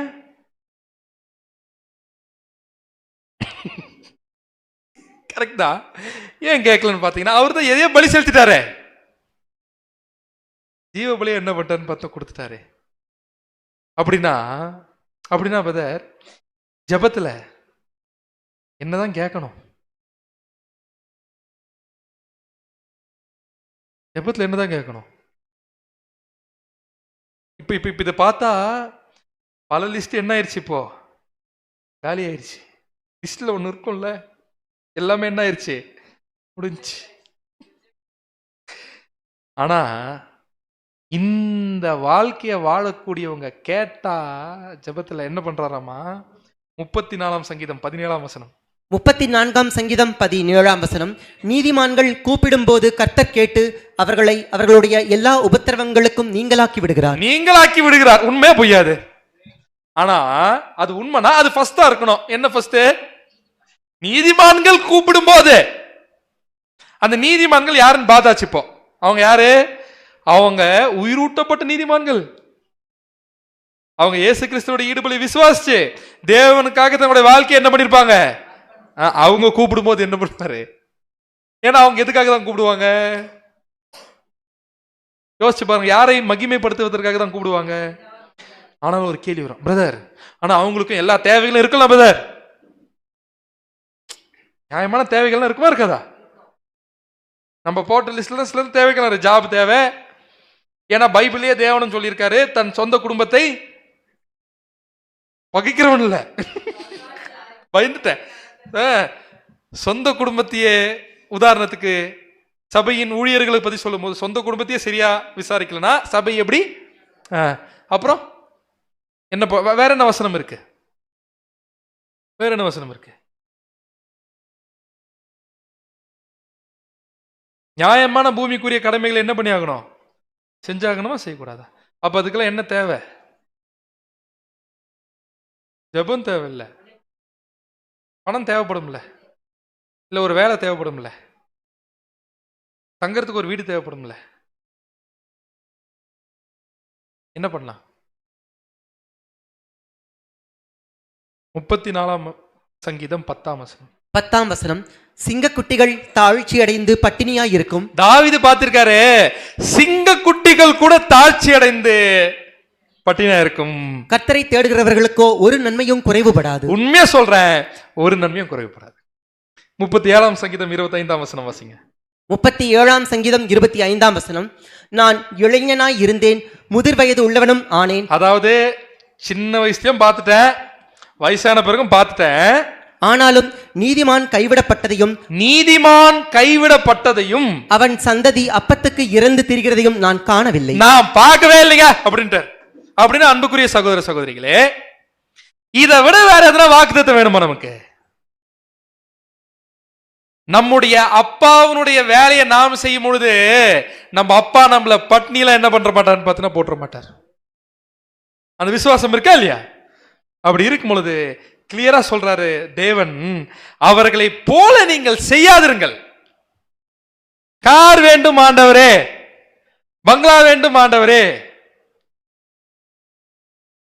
பையன் அமெரிக்கா போன ஆண்டவரே, உங்கள் பிதாவை நோக்கி நீங்கள் வேண்டிக் கொள்ளுறதற்கு முன்னமே உங்களுக்கு இன்னது தேவை என்று அவர் அறிந்திருக்கிறார். அப்படின்னா ஒரு வேலையை போய் தேவன் கிட்ட ஜபத்துல கேட்கணும்னு வைங்களேன். எப்படி கேட்கணும்? இந்த வேலை ஆண்டவரே எங்களுக்கு கொடுத்தே ஆகணும் அப்படின்னு கேட்கணுமா? என்ன கேட்கலாம்? அப்படின்னா அவருக்கு சித்தமான்றதை நாம முதல்ல கண்டுபிடிக்கணும், அப்புறம் போய் கேட்கலாம். தேவனுக்கு உதாரணத்துக்கு இந்த வேலை என்பது, இந்த வேலைக்கு போறதுங்கிறது தேவனுடைய சித்தம், அப்படி எப்படி கண்டுபிடிக்கலாம்? அல்லது இந்த பிசினஸ் செய்வது என்பது தேவனுடைய சித்தம் என்பதை எப்படி கண்டுபிடிக்கலாம்? Very good. இந்த வேலைக்கு போனா தேவனே நான் இன்னும் நல்ல சத்தியத்தை கேட்கறதுக்கான வாய்ப்பு இருக்குது. ஏன்னா உதாரணத்துக்கு இந்த வேலையில சனிக்கிழமை ஞாயிற்றுக்கிழமை லீவு, 5 மணிக்கெல்லாம் விட்டுறாங்க. எனக்கு நிறைய நேரம் கிடைக்கும் தேவனே, அந்த நேரத்துல நான் இன்னும் அதிகப்படியான சத்தியத்தை கேட்டு நான் என்ன பண்ணுவேன்? நான் உங்களுக்காக கீழ்ப்படின்னு நினைக்கிறேன், இது உங்களுக்கு சித்தமான என்ன பண்ணுங்க? இது தேவனுக்கு பிரியமா இருக்குமா இருக்காதா? நிச்சயமா பிரியமா இருக்கும். கரெக்டா? ஆனா அப்படி கேட்டோம் கொடுக்கல அப்படின்னு எடுத்துக்கலாம். என்ன அர்த்தம்? அவ்வளவுதான், அது வேண்டான்னு அர்த்தம் உங்களுக்கு. ஏன் தெரியுமா? ரோமர் 8:28 அவருடைய தீர்மானத்தின்படி அழைக்கப்பட்டவர்களுக்கு சகலமும் அப்படின்னு என்ன அர்த்தம் அப்படின்னு பாத்தீங்கன்னா, ஒருவேளை அந்த சூழலை விட, ஒருவேளை அந்த ஜாப்ல அவருக்கு சத்தியத்திற்கு தடை வரக்கூடிய காரியங்கள் இருக்கலாம். ஒருவேளை அவங்களுக்கு அது என்னவா இருந்திருக்கலாம், தெரியாம இருந்திருக்கலாம். ஆனா தேவன் எது தேவையோ அதை கரெக்டா என்ன பண்ணிடுவாருங்க? அதை கரெக்டா செய்வாரு. அதை ஏற்றுக்கொள்ளக்கூடிய பக்குவம் யாருக்கு வேணும்னு பாத்தீங்கன்னா நமக்கு வேண்டும். அப்படின்னா முக்கியமான பாயிண்ட்டுக்குள்ள போலாம். ஜபத்தில் அப்ப எதை தான் கேட்கறது? நமக்கு தேவையானதான் பாத்துக்கிறேன்ட்டாரு, சொல்லிட்டாரா இல்லையா? நம்மளாமா வேணாமா? அப்ப என்னதான் கேட்கலாம்? ஜெபமும் பண்ணோம், என்ன கேட்க வேண்டும் ஜெபத்தில்? வாசிக்கலாம். லூக்கா 11:13. லூக்கா 11:13 பொல்லாதவர்களாகிய நீங்கள் உங்கள் பிள்ளைகளுக்கு நல்ல ஈவுகளை கொடுக்க அறிந்திருக்கும் பொழுது கிஃப்ட் பிள்ளைகளுக்கு கொடுக்குறோமா கொடுக்கலையா? கிஃப்ட் கொடுக்குறோம்ல, அந்த கிஃப்டையே கொடுக்கும் பொழுது பரமபிதாவானவர் தம்மிடத்தில் வேண்டிக் கொள்ளுகிறவர்களுக்கு பரிசுத்த ஆவியை கொடுப்பது அதிக நிச்சயம் அல்லவா? எதை கேட்க வேண்டும்? ஏன் கேட்க வேண்டும்? அப்பதான் தேவனுடைய சத்தியம் புரியும், அப்பதான் தேவனுடைய திட்டம் புரியும், அப்பதான் தேவனுடைய சித்தம் புரியும். அதை நம்ம வாழ்க்கையில் எடுத்து என்ன பண்ண முடியும்? அப்ளை பண்ண முடியும். அப்ப என்ன கேட்கலாம்? பரிசுத்த ஆவி என்ன பண்ணலாம்னு பாத்தீங்கன்னா கேட்கலாம். இதை கொஞ்சம் நல்லா புரிஞ்சுக்கிறதுக்கு ஒரு ஓமைக்குள்ள போலாம். அந்த ஓமை என்ன அப்படின்னு பார்த்தா, ஓமைனாலே தெரியும், ஒரு கதை ஆண்டவர் சொல்வார். லூக்கா 12:16 அல்லாமலும் ஒரு ஓமையை அவர்களுக்கு சொன்னார்.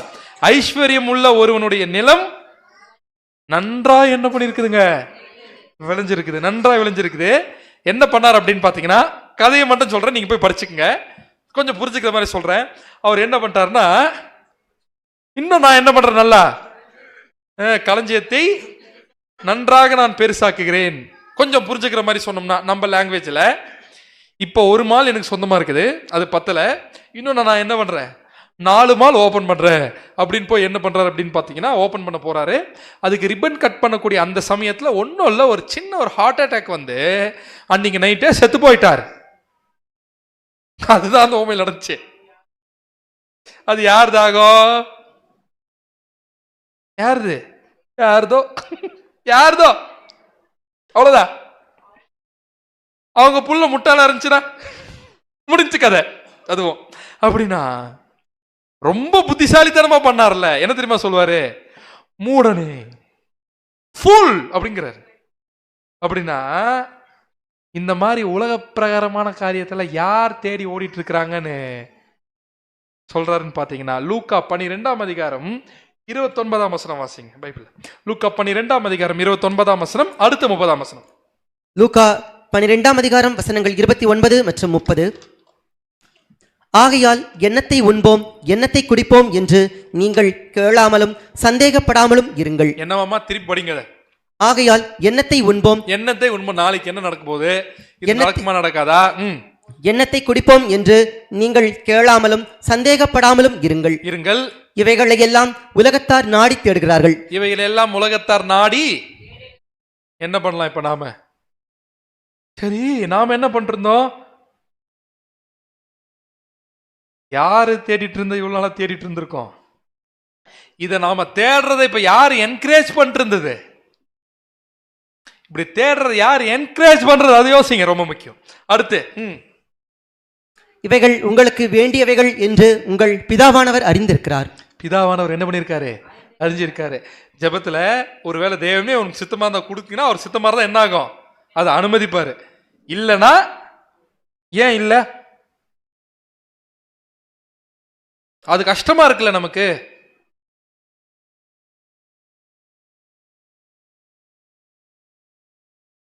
குட், சரியான ஆன்சர். ஏன்னா சிம்பிளான ஒரு எக்ஸாம்பிள் தான். நைட் என்ன பண்றோம் அப்படின்னு பாத்தீங்கன்னா, ஒரு ரொம்ப பெரிய ஒரு டைரி மில்க் சாக்லேட், சரிங்களா, கூடவே ரொம்ப ஐஸ்கிரீம், குல்ஃபி, உங்களுக்கு பிடிச்ச மாதிரி எடுத்துக்கலாம். அப்ப நமக்கே பிடிக்குன்னா யாருக்கு ரொம்ப பிடிக்கும்? நைட் எடுத்துட்டு போய் என்ன பண்ணுங்க, மொத்தத்தையும் சாப்பிட கொடுங்க. அவங்களுக்கு ரொம்ப பிடிக்கும். கரெக்டா இல்லையா? தயாரா? ஏன் கேக்குறேன், அட்டம் முடிக்கிறாங்க. என்ன பண்ணலாம்? நாமே சொல்லுவோம், நீ என்னன்னா பண்ணு, எவ்வளவுனா நீ அழுதுட்டு நில்ல, என்ன கிடையாது உனக்கு, வாய்ப்பே இல்லப்பா, என்ன கிடையாது உனக்கு. ஏன் நம்ம குழந்தைகளை ரொம்ப வெறுக்கிறோம்ல? இவ்வளோ ஞானமா நாமளே யோசிக்கும் போது பாப்பாக்கு தெரியாதா? he will take care. எதுவா இருந்தாலும் he will take care. அவ்வளவுதான். நாம செய்ய வேண்டியதை என்ன பண்ணணும்? நாம செய்யார். முதலாவது தேவனுடைய ராஜ்யத்தையும் நீதியும் தேடுங்கள், பின்பு இவைகள் எல்லாம்.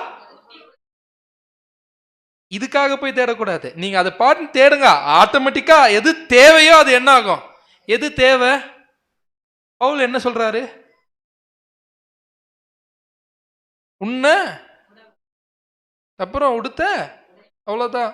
போதும் என்ற மனதுடன் கூடிய தேவ பக்தியே மிகுந்த ஆதாயம். உலகத்துல நிறைய பணம் சேர்த்திருப்பாங்கல்ல, கரெக்டா? நிறைய பொலிட்டிஷியன்ஸ்லாம் நமக்கு தெரியும், தமிழ்நாட்டிலேயே நிறைய சேர்த்திருக்கலாம். எங்க இருக்காங்க? எங்க இருக்காங்க? ஹாஸ்பிட்டல் இல்ல, முன்னாள் கேக்குறேன், எங்க இருக்காங்க? எங்க போச்சு காசு? என்னாச்சு? எதுனா ஒரு அந்த பணம் காப்பாத்துச்சா? ஏன்னா இன்னும் கொஞ்ச நாள் மகா உபத்திர காலம் வரப்போகுது இல்லையா, சபை நிறைவடைஞ்ச பிறகு. அப்ப என்னங்க போகுது? எசேக்கியேல் 9ஆம் அதிகாரத்துல பார்க்கணும், சாரி எசேக்கியேல் 7ஆம் அதிகாரத்துல பொண்ணை கொண்டு போய் என்ன பண்ணுவாங்க? அதை நோக்கிதான் போயிட்டு இருக்குது இப்போ. அப்போ கிளியரா யோசிச்சு பாருங்க அன்புக்குரிய சகோதர சகோதரிகளே, பவுல் கிளியரா சொல்றாரு, இம்மைக்காக மாத்திரம் கிறிஸ்து இயேசுவின் மீது நம்பிக்கை வைக்கிறவர்களாக இருந்தோம் என்றால் மற்ற எல்லாரை காட்டிலும் பரிதவிக்க கூடியவர்களாக நாம் என்ன பண்ணுவோம்னு பாத்தீங்கன்னா இருப்போம். மற்ற எல்லார காட்டிலும் அப்படின்னு என்ன அர்த்தம்? இம்மைக்காக மாத்திரம் இயேசு கிறிஸ்துவ மேல விசுவாசமா இருக்கிறது என்ன அர்த்தம்? இப்ப இருக்கிற தேவைக்காக. சரி, உலகத்தார் அவங்களுடைய கடவுள்கள் கிட்ட எதுக்காக ஜெபிக்கிறாங்க? நாம எதுனா இருக்கா? அப்ப இவ்வளோ நாளா தெரியாதனமா என்ன பண்ணிட்டோம்? உலகத்தார் நாடி தேடுகிறத நாமளும் என்ன பண்றோம்னா செஞ்சுட்டு இருக்கோம். அப்ப தெளிவாயிருச்சு இல்லையா? அப்படின்னா என்ன, தேவனே அடுத்த வாரம் போறேன், இன்னும் ஆழமா சத்தியம் எனக்கு என்ன ஆகணும், புரியணும். அதுக்கு ஹோலி ஸ்பிரிட் கொடுங்க. இனி பைபிள் படிக்கும் போது இன்னும் ஆழமா எனக்கு தெரியணும். அது கண்டுபிடிச்சிட்டேன்னா நான் அந்த மாதிரி வாழ்க்கையை வாழ ஆரம்பிச்சிருவேன். வாழ்க்கையை வாழ ஆரம்பிச்சிட்டேன்னா ஜெயிச்சிருவேன். ஜெயிச்சுன்னா உங்க கூட என்ன பண்ணிடுவேன்னா பரலோகத்துக்கு சேர்ந்துருவேன். இதை தவிர்த்து வேற எதுனா லட்சியம் இருக்கணுமா? தேவடைய பிள்ளைகளுக்கு இருக்கவே கூடாது. இப்பேற்பட்ட ஜபத்தை நாம் பண்ண ஆரம்பிச்சோம்னா எவ்வளவு நேரம் ஜபம் பண்ணுவோம்?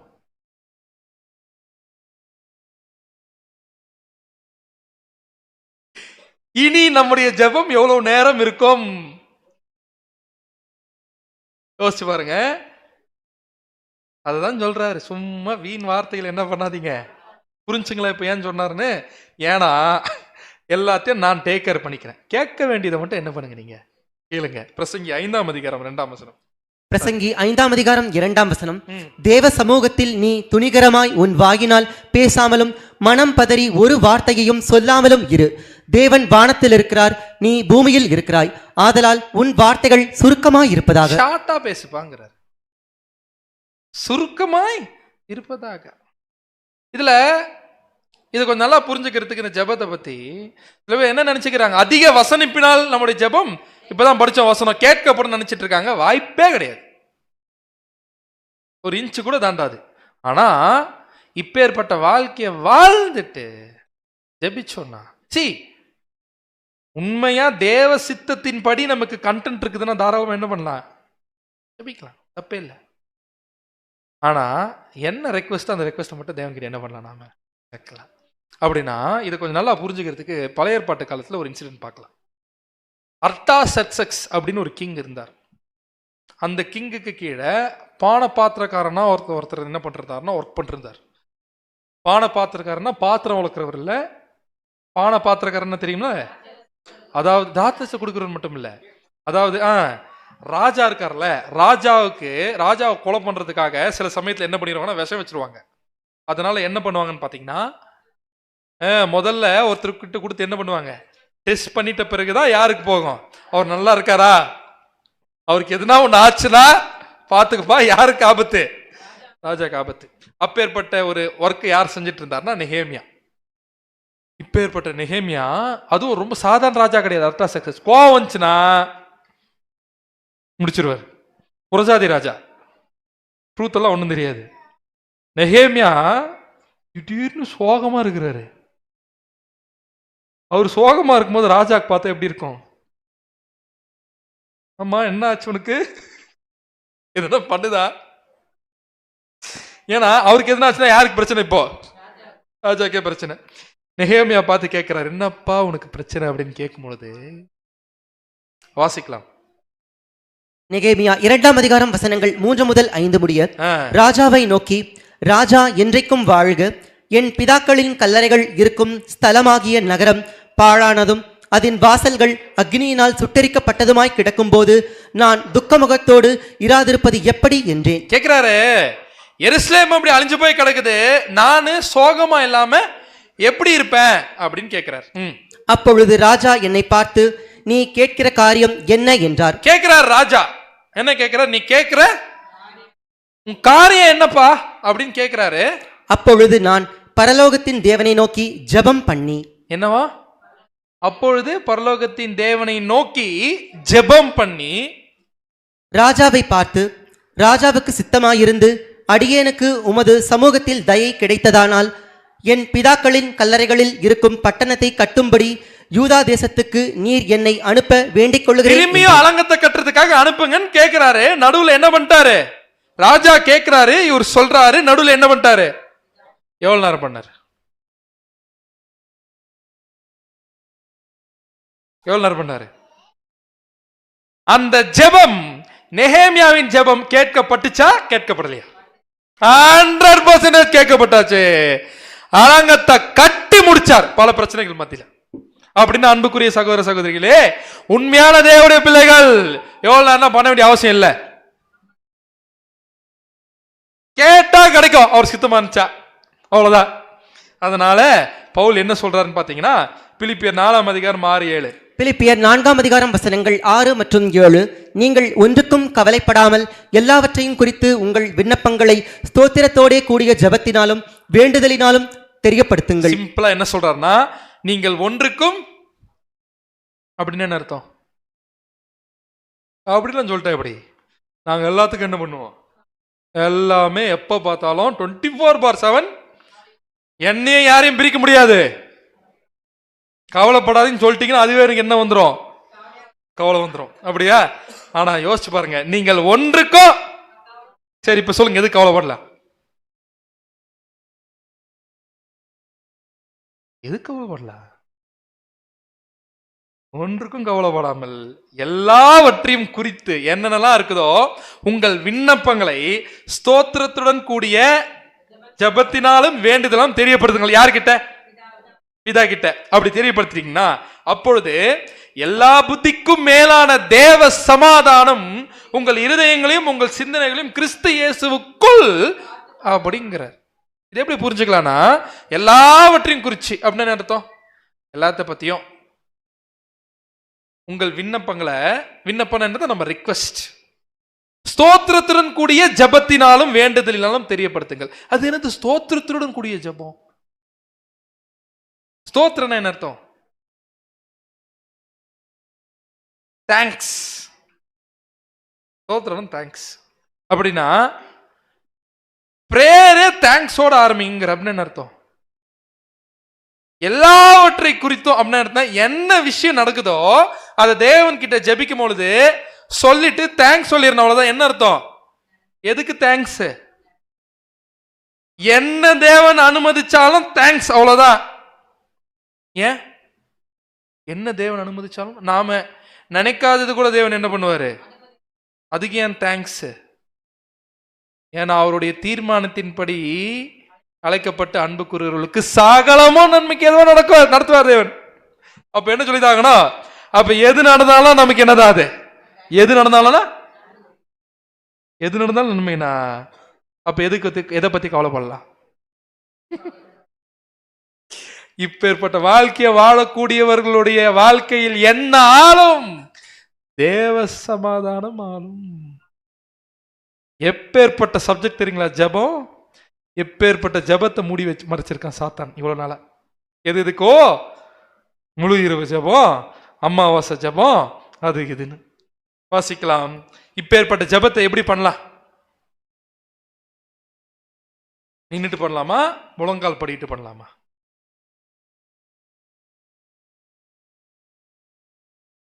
Beautiful question, beautiful question. முழங்கால் போட முடியாத மாம்சத்துல கண்டிஷன் இருந்துச்சுன்னா ரொம்ப சிம்பிள். என்ன அப்படின்னு பார்த்தோம்னா, பைபிள்ல முழங்கால் படிட்டும் ஜெபிச்சிருக்கிறாங்க, நின்று கொண்டும் என்ன பண்ணிருக்காங்க, ஜெபிச்சிருக்கிறாங்க. எபேசியர்ல நம்ம பார்க்கிறோம் முழங்கால் படியிட்டு பிதாவாகியது. வேற யாரு? தானியல் 6:10-11 நம்ம பார்த்திருக்கோம். நான் ஜஸ்ட் போடுறேன், நீங்க வீட்டில் போய் படிங்க. தேவனுக்கு முன்பாக முழங்கால் படியிட்டு ஜெபம் பண்ணி. சாலமோன் என்ன பண்ணிருக்கிறாரு? முழங்கால் படியிட்டு. அப்போஸ்தலனாகிய பவுல் இவைகளை சொன்ன பின்பு அவன் முழங்கால் படியிட்டு அவர்கள் எல்லாரும் கூட ஜெபம் பண்ணினான். ஆண்டவராகிய இயேசு கிறிஸ்து என்ன பண்ணாருங்க? கெத்செமனே தோட்டத்துல முழங்கால் படியிட்டு. ஆனா இதே ஆண்டவராகிய இயேசு கிறிஸ்து யோவான் 17ஆம் அதிகாரமே ஜெபம் தான். அது எப்படிதான் பண்ணியிருக்காரு? நின்று கொண்டு தான் என்ன பண்ணியிருக்காருன்னு பார்த்தீங்கன்னா செய்திருக்கிறார். அப்படின்னா முடிஞ்சதுன்னா பர்சனல் ப்ரேயர்ஸ் இருக்குது இல்ல, பர்சனல் ப்ரேயர்ஸ், அதை தாராளமா முடிஞ்சா என்ன பண்ணலாம்? நாம ஒருவேளை முடியலன்னா நம்ம எப்படி கூட பண்ணலாம், உள்ள உக்காந்து கூட என்ன பண்ணலாம். முடியாதவர்கள், வயதானவர்கள், பிரச்சனை இல்லை. ஆனா அந்த ஜெபம் எப்படி பண்ணணும்ன்றது என்ன பண்ணிட்டோம்?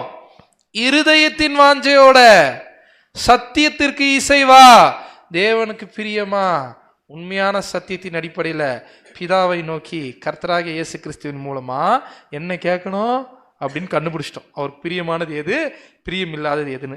நமக்கு தேவையானதெல்லாம் என்ன பண்றேன்ட்டாரு, தரேன்ட்டாரு. இல்லை அதுக்கு மேல நான் கேட்பேன்னா கேட்கலாம், அவருக்கு சித்தமா இருந்தா என்ன பண்ணலாம், நாம அதை கேட்கலாம். வேணும்னா என்ன பண்ணுவார், அவரு கொடுப்பாரு. இப்போ 2 விஷயம் வைக்கிறேன் நான். ஆவிக்குரிய காரியங்கள், உலகத்துக்குரிய காரியங்கள். நம்ம ஜெபத்துல எது அதிகமா கேட்கலாம், எதை கம்மியா கேட்கலாம், அவ்வளவுதான் முடிஞ்சு.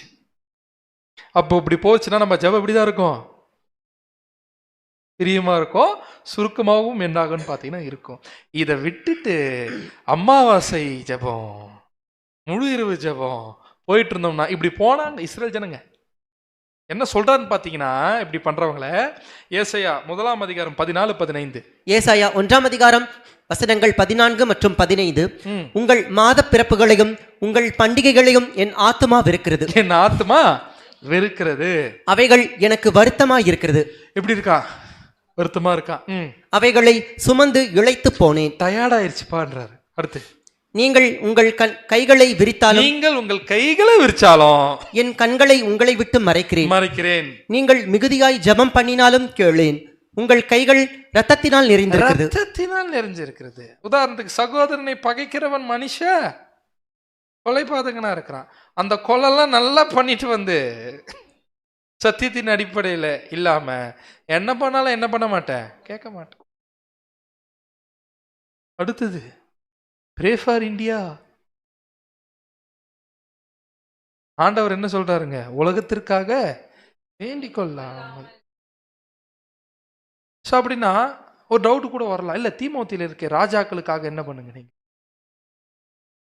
வேண்டிக் கொள்ளுங்கள் இருக்குல்ல. சரி, செகண்ட் வேர்ல்டு வார் சமயத்துல ஜெர்மன்ல இருக்கக்கூடியவர்கள் என்ன பண்ணலாம்? நான் என்ன கேட்கிறேன், புரியுதா? செகண்ட் வேர்ல்டு வார் சமயத்துல ஜெர்மன்ல இருக்கிறவங்க என்ன பண்ணலாம்?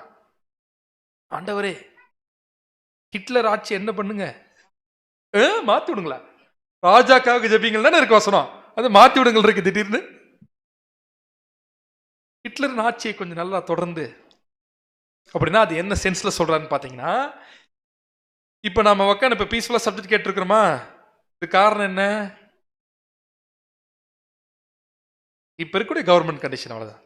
ஆனா அதுக்குன்னு இந்த கவர்மெண்ட் வரணும், நாம ஜெபிக்கணும். அப்படின்னா நம்மளுடைய நோக்கம் என்ன? எந்த கவர்மெண்ட் வரணும்?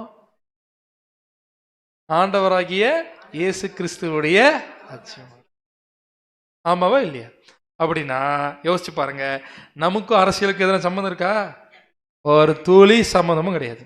கிறிஸ்தவர்களுக்கு அரசியலுக்கு சம்மந்தம் இருக்கா? ஒரு மண்ணும் கிடையாது. ஓட்டு போட வரமாட்டீங்க, போட வேண்டான்றீங்க. சரி, ஒரு கேள்வி கேட்கிறேன், எந்த கவர்மெண்ட் வரணும்?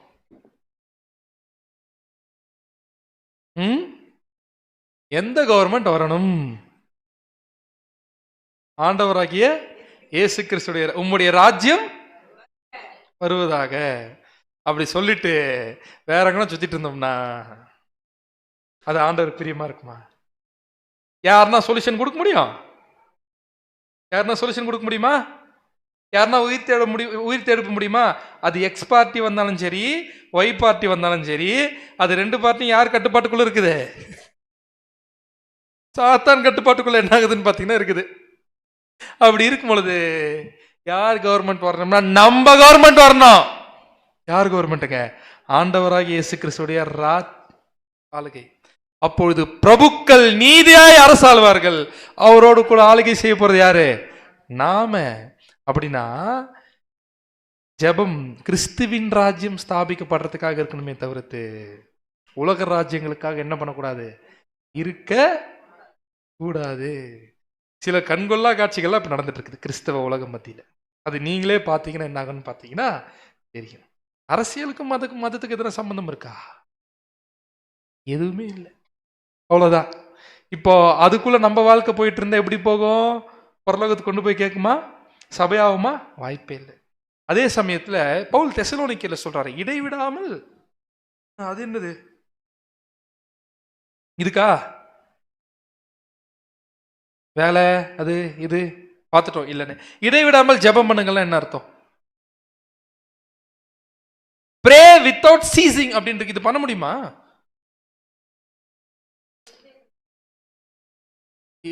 இது இடைவிடாம பண்ணி இப்ப போய் ஆபீஸ்க்கு போறோம், இடைவிடாமல் ஜெபம் பண்ணிட்டு இருந்தா என்ன பண்ணுவாரு மேனேஜர் வந்து? தாராளமா என்ன பண்ணலாம்? ஏதோ ஒரு கேஸ் போல இருக்கு, இங்க என்ன பண்ணிட்டோம் தெரியாம ரெக்ரூட் பண்ணிட்டோம் போல இருக்குன்னு யோசிப்பார். அப்படின்னா இடைவிடாமல் ஜெபம் பண்ணுங்களேன் என்ன அர்த்தம்னு பார்த்தீங்கன்னா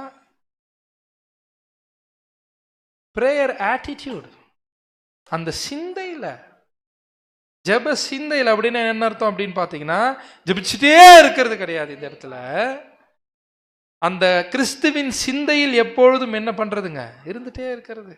திடீர்னு ஒரு சிச்சுவேஷன் வருது ஆஃபீஸில், சரி ஆஃபீஸே போயிட்டு இருக்கோம், வீட்டில் எக்ஸாம்பிள் எடுத்துக்கலாம். திடீர்னு கோவப்படுத்திட்டாங்க. யாரு? பிள்ளைங்கள். ஒருவேளை என்ன பண்ணலாம்? கணவன் என்ன பண்ணலாம்? கோவப்படுத்தலாம். மனைவி என்ன பண்ணலாம்? என்ன பண்ணும்? ரியாக்ஷன் உடனே என்ன வரணும்? ரியாக்ஷன் என்ன வரணும்? உடனடியே என்ன வரும்? நமக்கு கோவம் வரும். வசனம் என்ன சொல்லுது? ஆவியின் கனியில ஒண்ணு நீடிய. சரி, எவ்வளவு படுத்தினா எந்த லிமிட் வரைக்கும் கோவப்படாம இருக்கலாம்?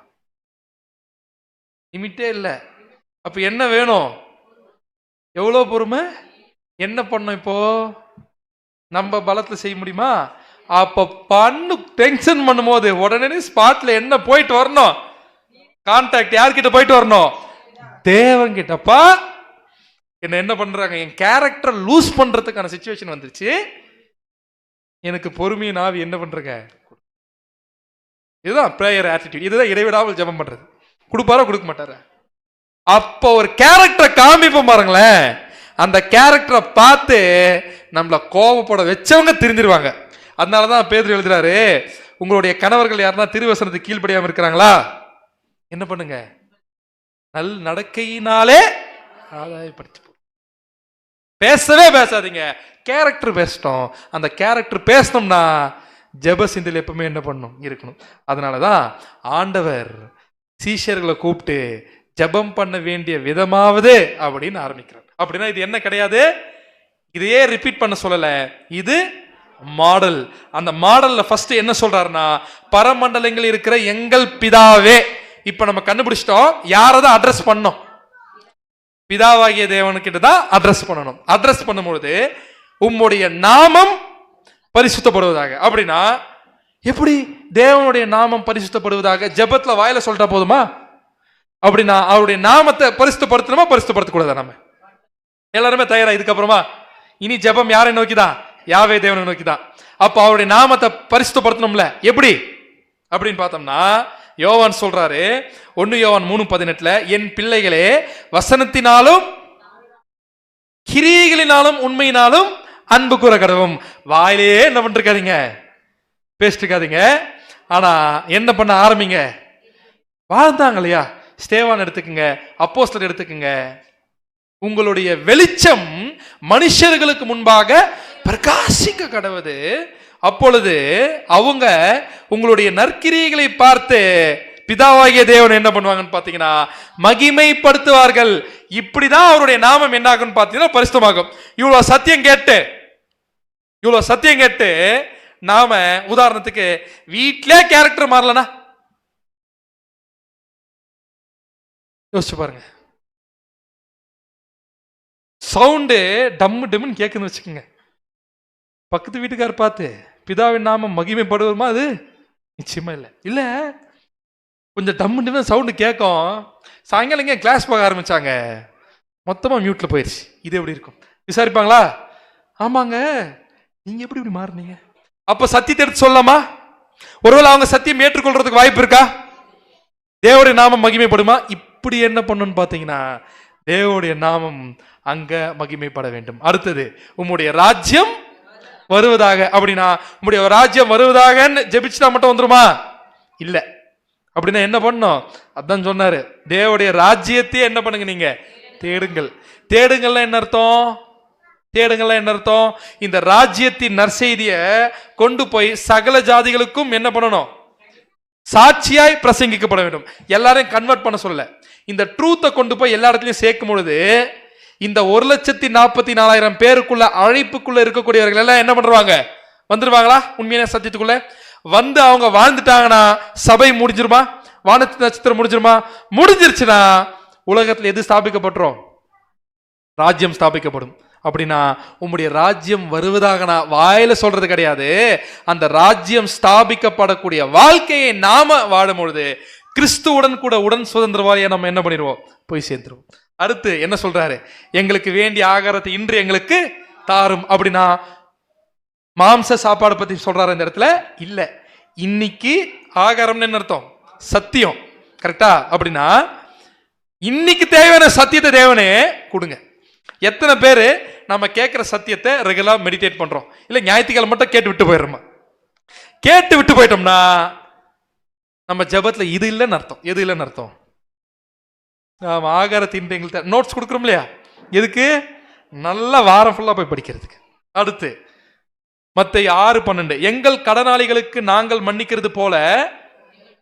என்ன கடன்? வாங்கி வச்சிருக்கிற கடனா? அந்த கடன் கிடையாது. மத்தேயு 6:14-15 படிக்கிறோம், மனுஷருடைய தப்பிதங்களை நீங்கள் அவர்களுக்கு மன்னித்தால் உங்கள் பரமபிதா உங்களுக்கு என்ன பண்ணுவாருங்க? நீங்க மன்னிக்கலாம், அவரும் மன்னிக்க மாட்டார். அவ்வளவுதான், முடிஞ்சு. Simple formula. மன்னிச்சா மன்னிப்பாரு. எதை மன்னிக்கலாம்? அவ்வளவுதான். அடுத்தது, எங்களை சோதனைக்குட்பட பண்ணாமல் தீமை நின்று எங்களை. அப்படின்னு என்ன அர்த்தம்? கஷ்டமே வரக்கூடாது. அப்படியா? நெருப்பிலே கொண்டு போய் போட்டாலும் யார மாதிரி? அனனியா, மிசாயேல், அசீரியா மாதிரி. அப்படின்னா சொல்றார் யாக்கோபு, என் சகோதரரே, நீங்கள் பலவிதமான சோதனைகளில் அகப்படும் போது சத்தியத்துல நாம வாழ ஆரம்பிக்கிறோம்னா சோதனை வருமா? வரும். அந்த சோதனை சகிக்கிற மனுஷன் அந்த சோதனையில என்ன செக் பண்ணி காமிச்சிருவார்னா நாம என்ன கேரக்டர்ல இருக்கோன்றது என்ன பண்ணிடுவாருங்க? செக் பண்ணிடுவார். அவன் உத்தமன் என்று விளங்கின பின்பு கர்த்தர் தம்மிடத்தில் அன்பு கூறுகிறவர்களுக்கு வாக்குத்தத்தம் பண்ணின ஜீவ கிரீடத்தை பெறுவான். அப்படின்னா நம்ம தேவன்கிட்ட உத்தமன் என்று நிரூபிக்கணும்னா எப்படிதான் நிரூபிக்க முடியும்?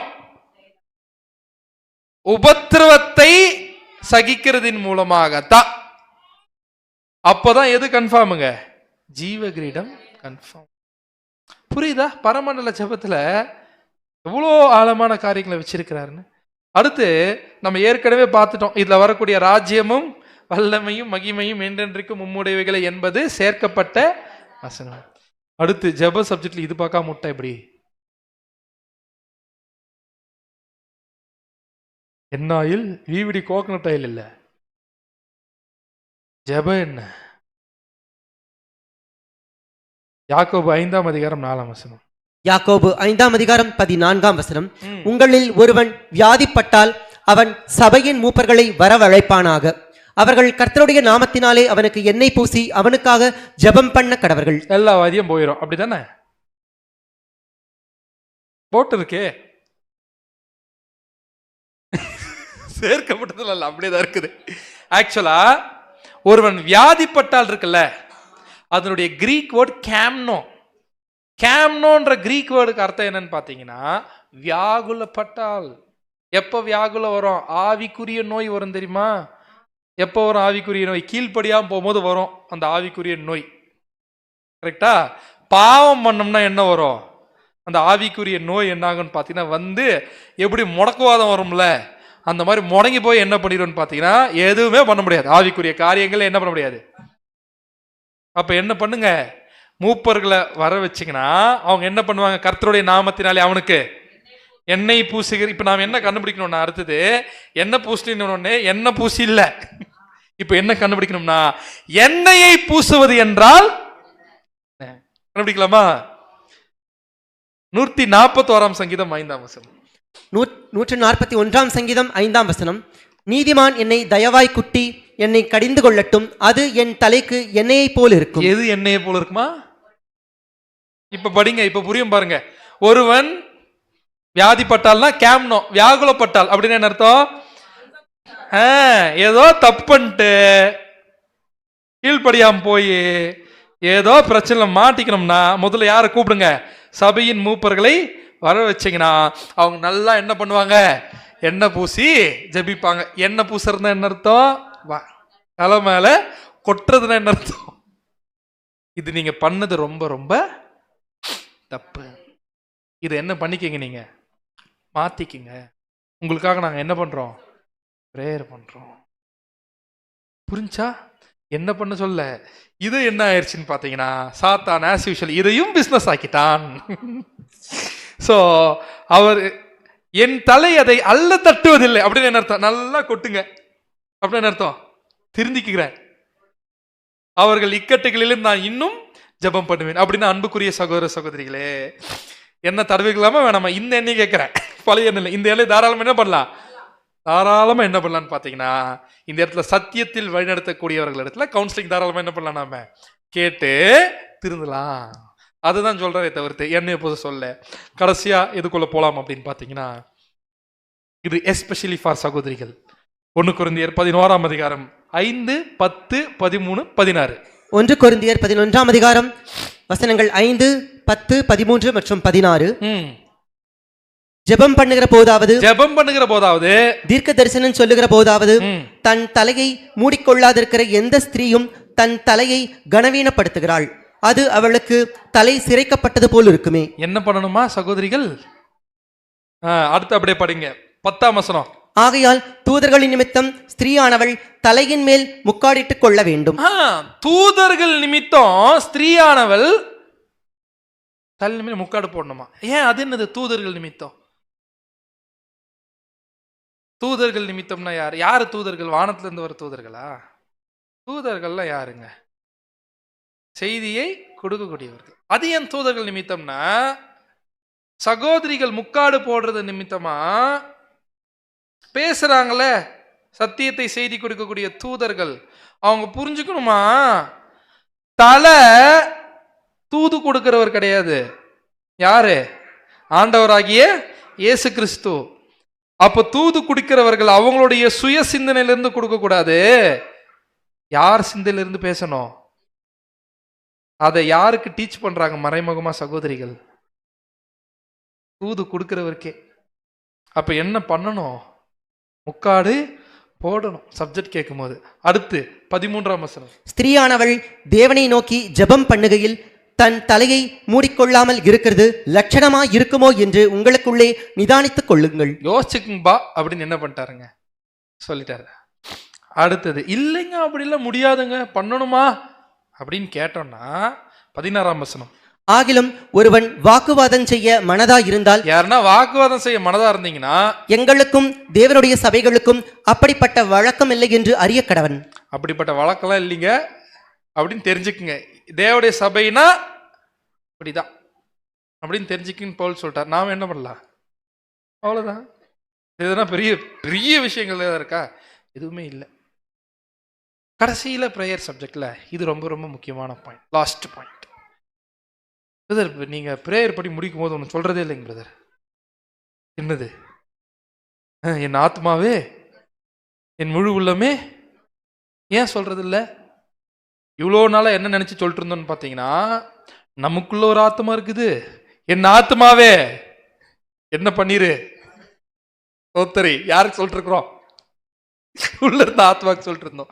ஆக்சுவலா அழகா இருக்கு பாருங்க, ஆத்மா யார்? நாம தான்.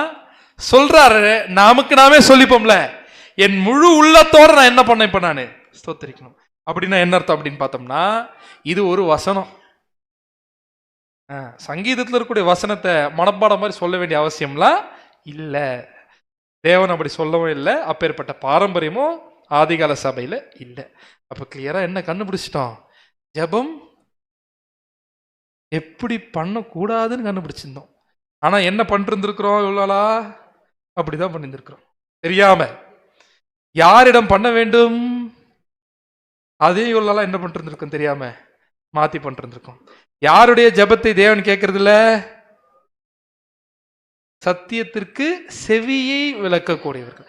யாருடைய ஜெபத்தை தேவன் கேட்கிறாரு? அந்த வாய்ப்பு இப்ப யாருக்கு இருக்கு? சாதாரண வாய்ப்பா இல்ல. ஜெபத்துல எதை கேட்கலாம், எதை கேட்க கூடாது, அதுவும் கண்டுபிடிச்சிட்டோம். ஏன்? அவருக்கே தெரியும்.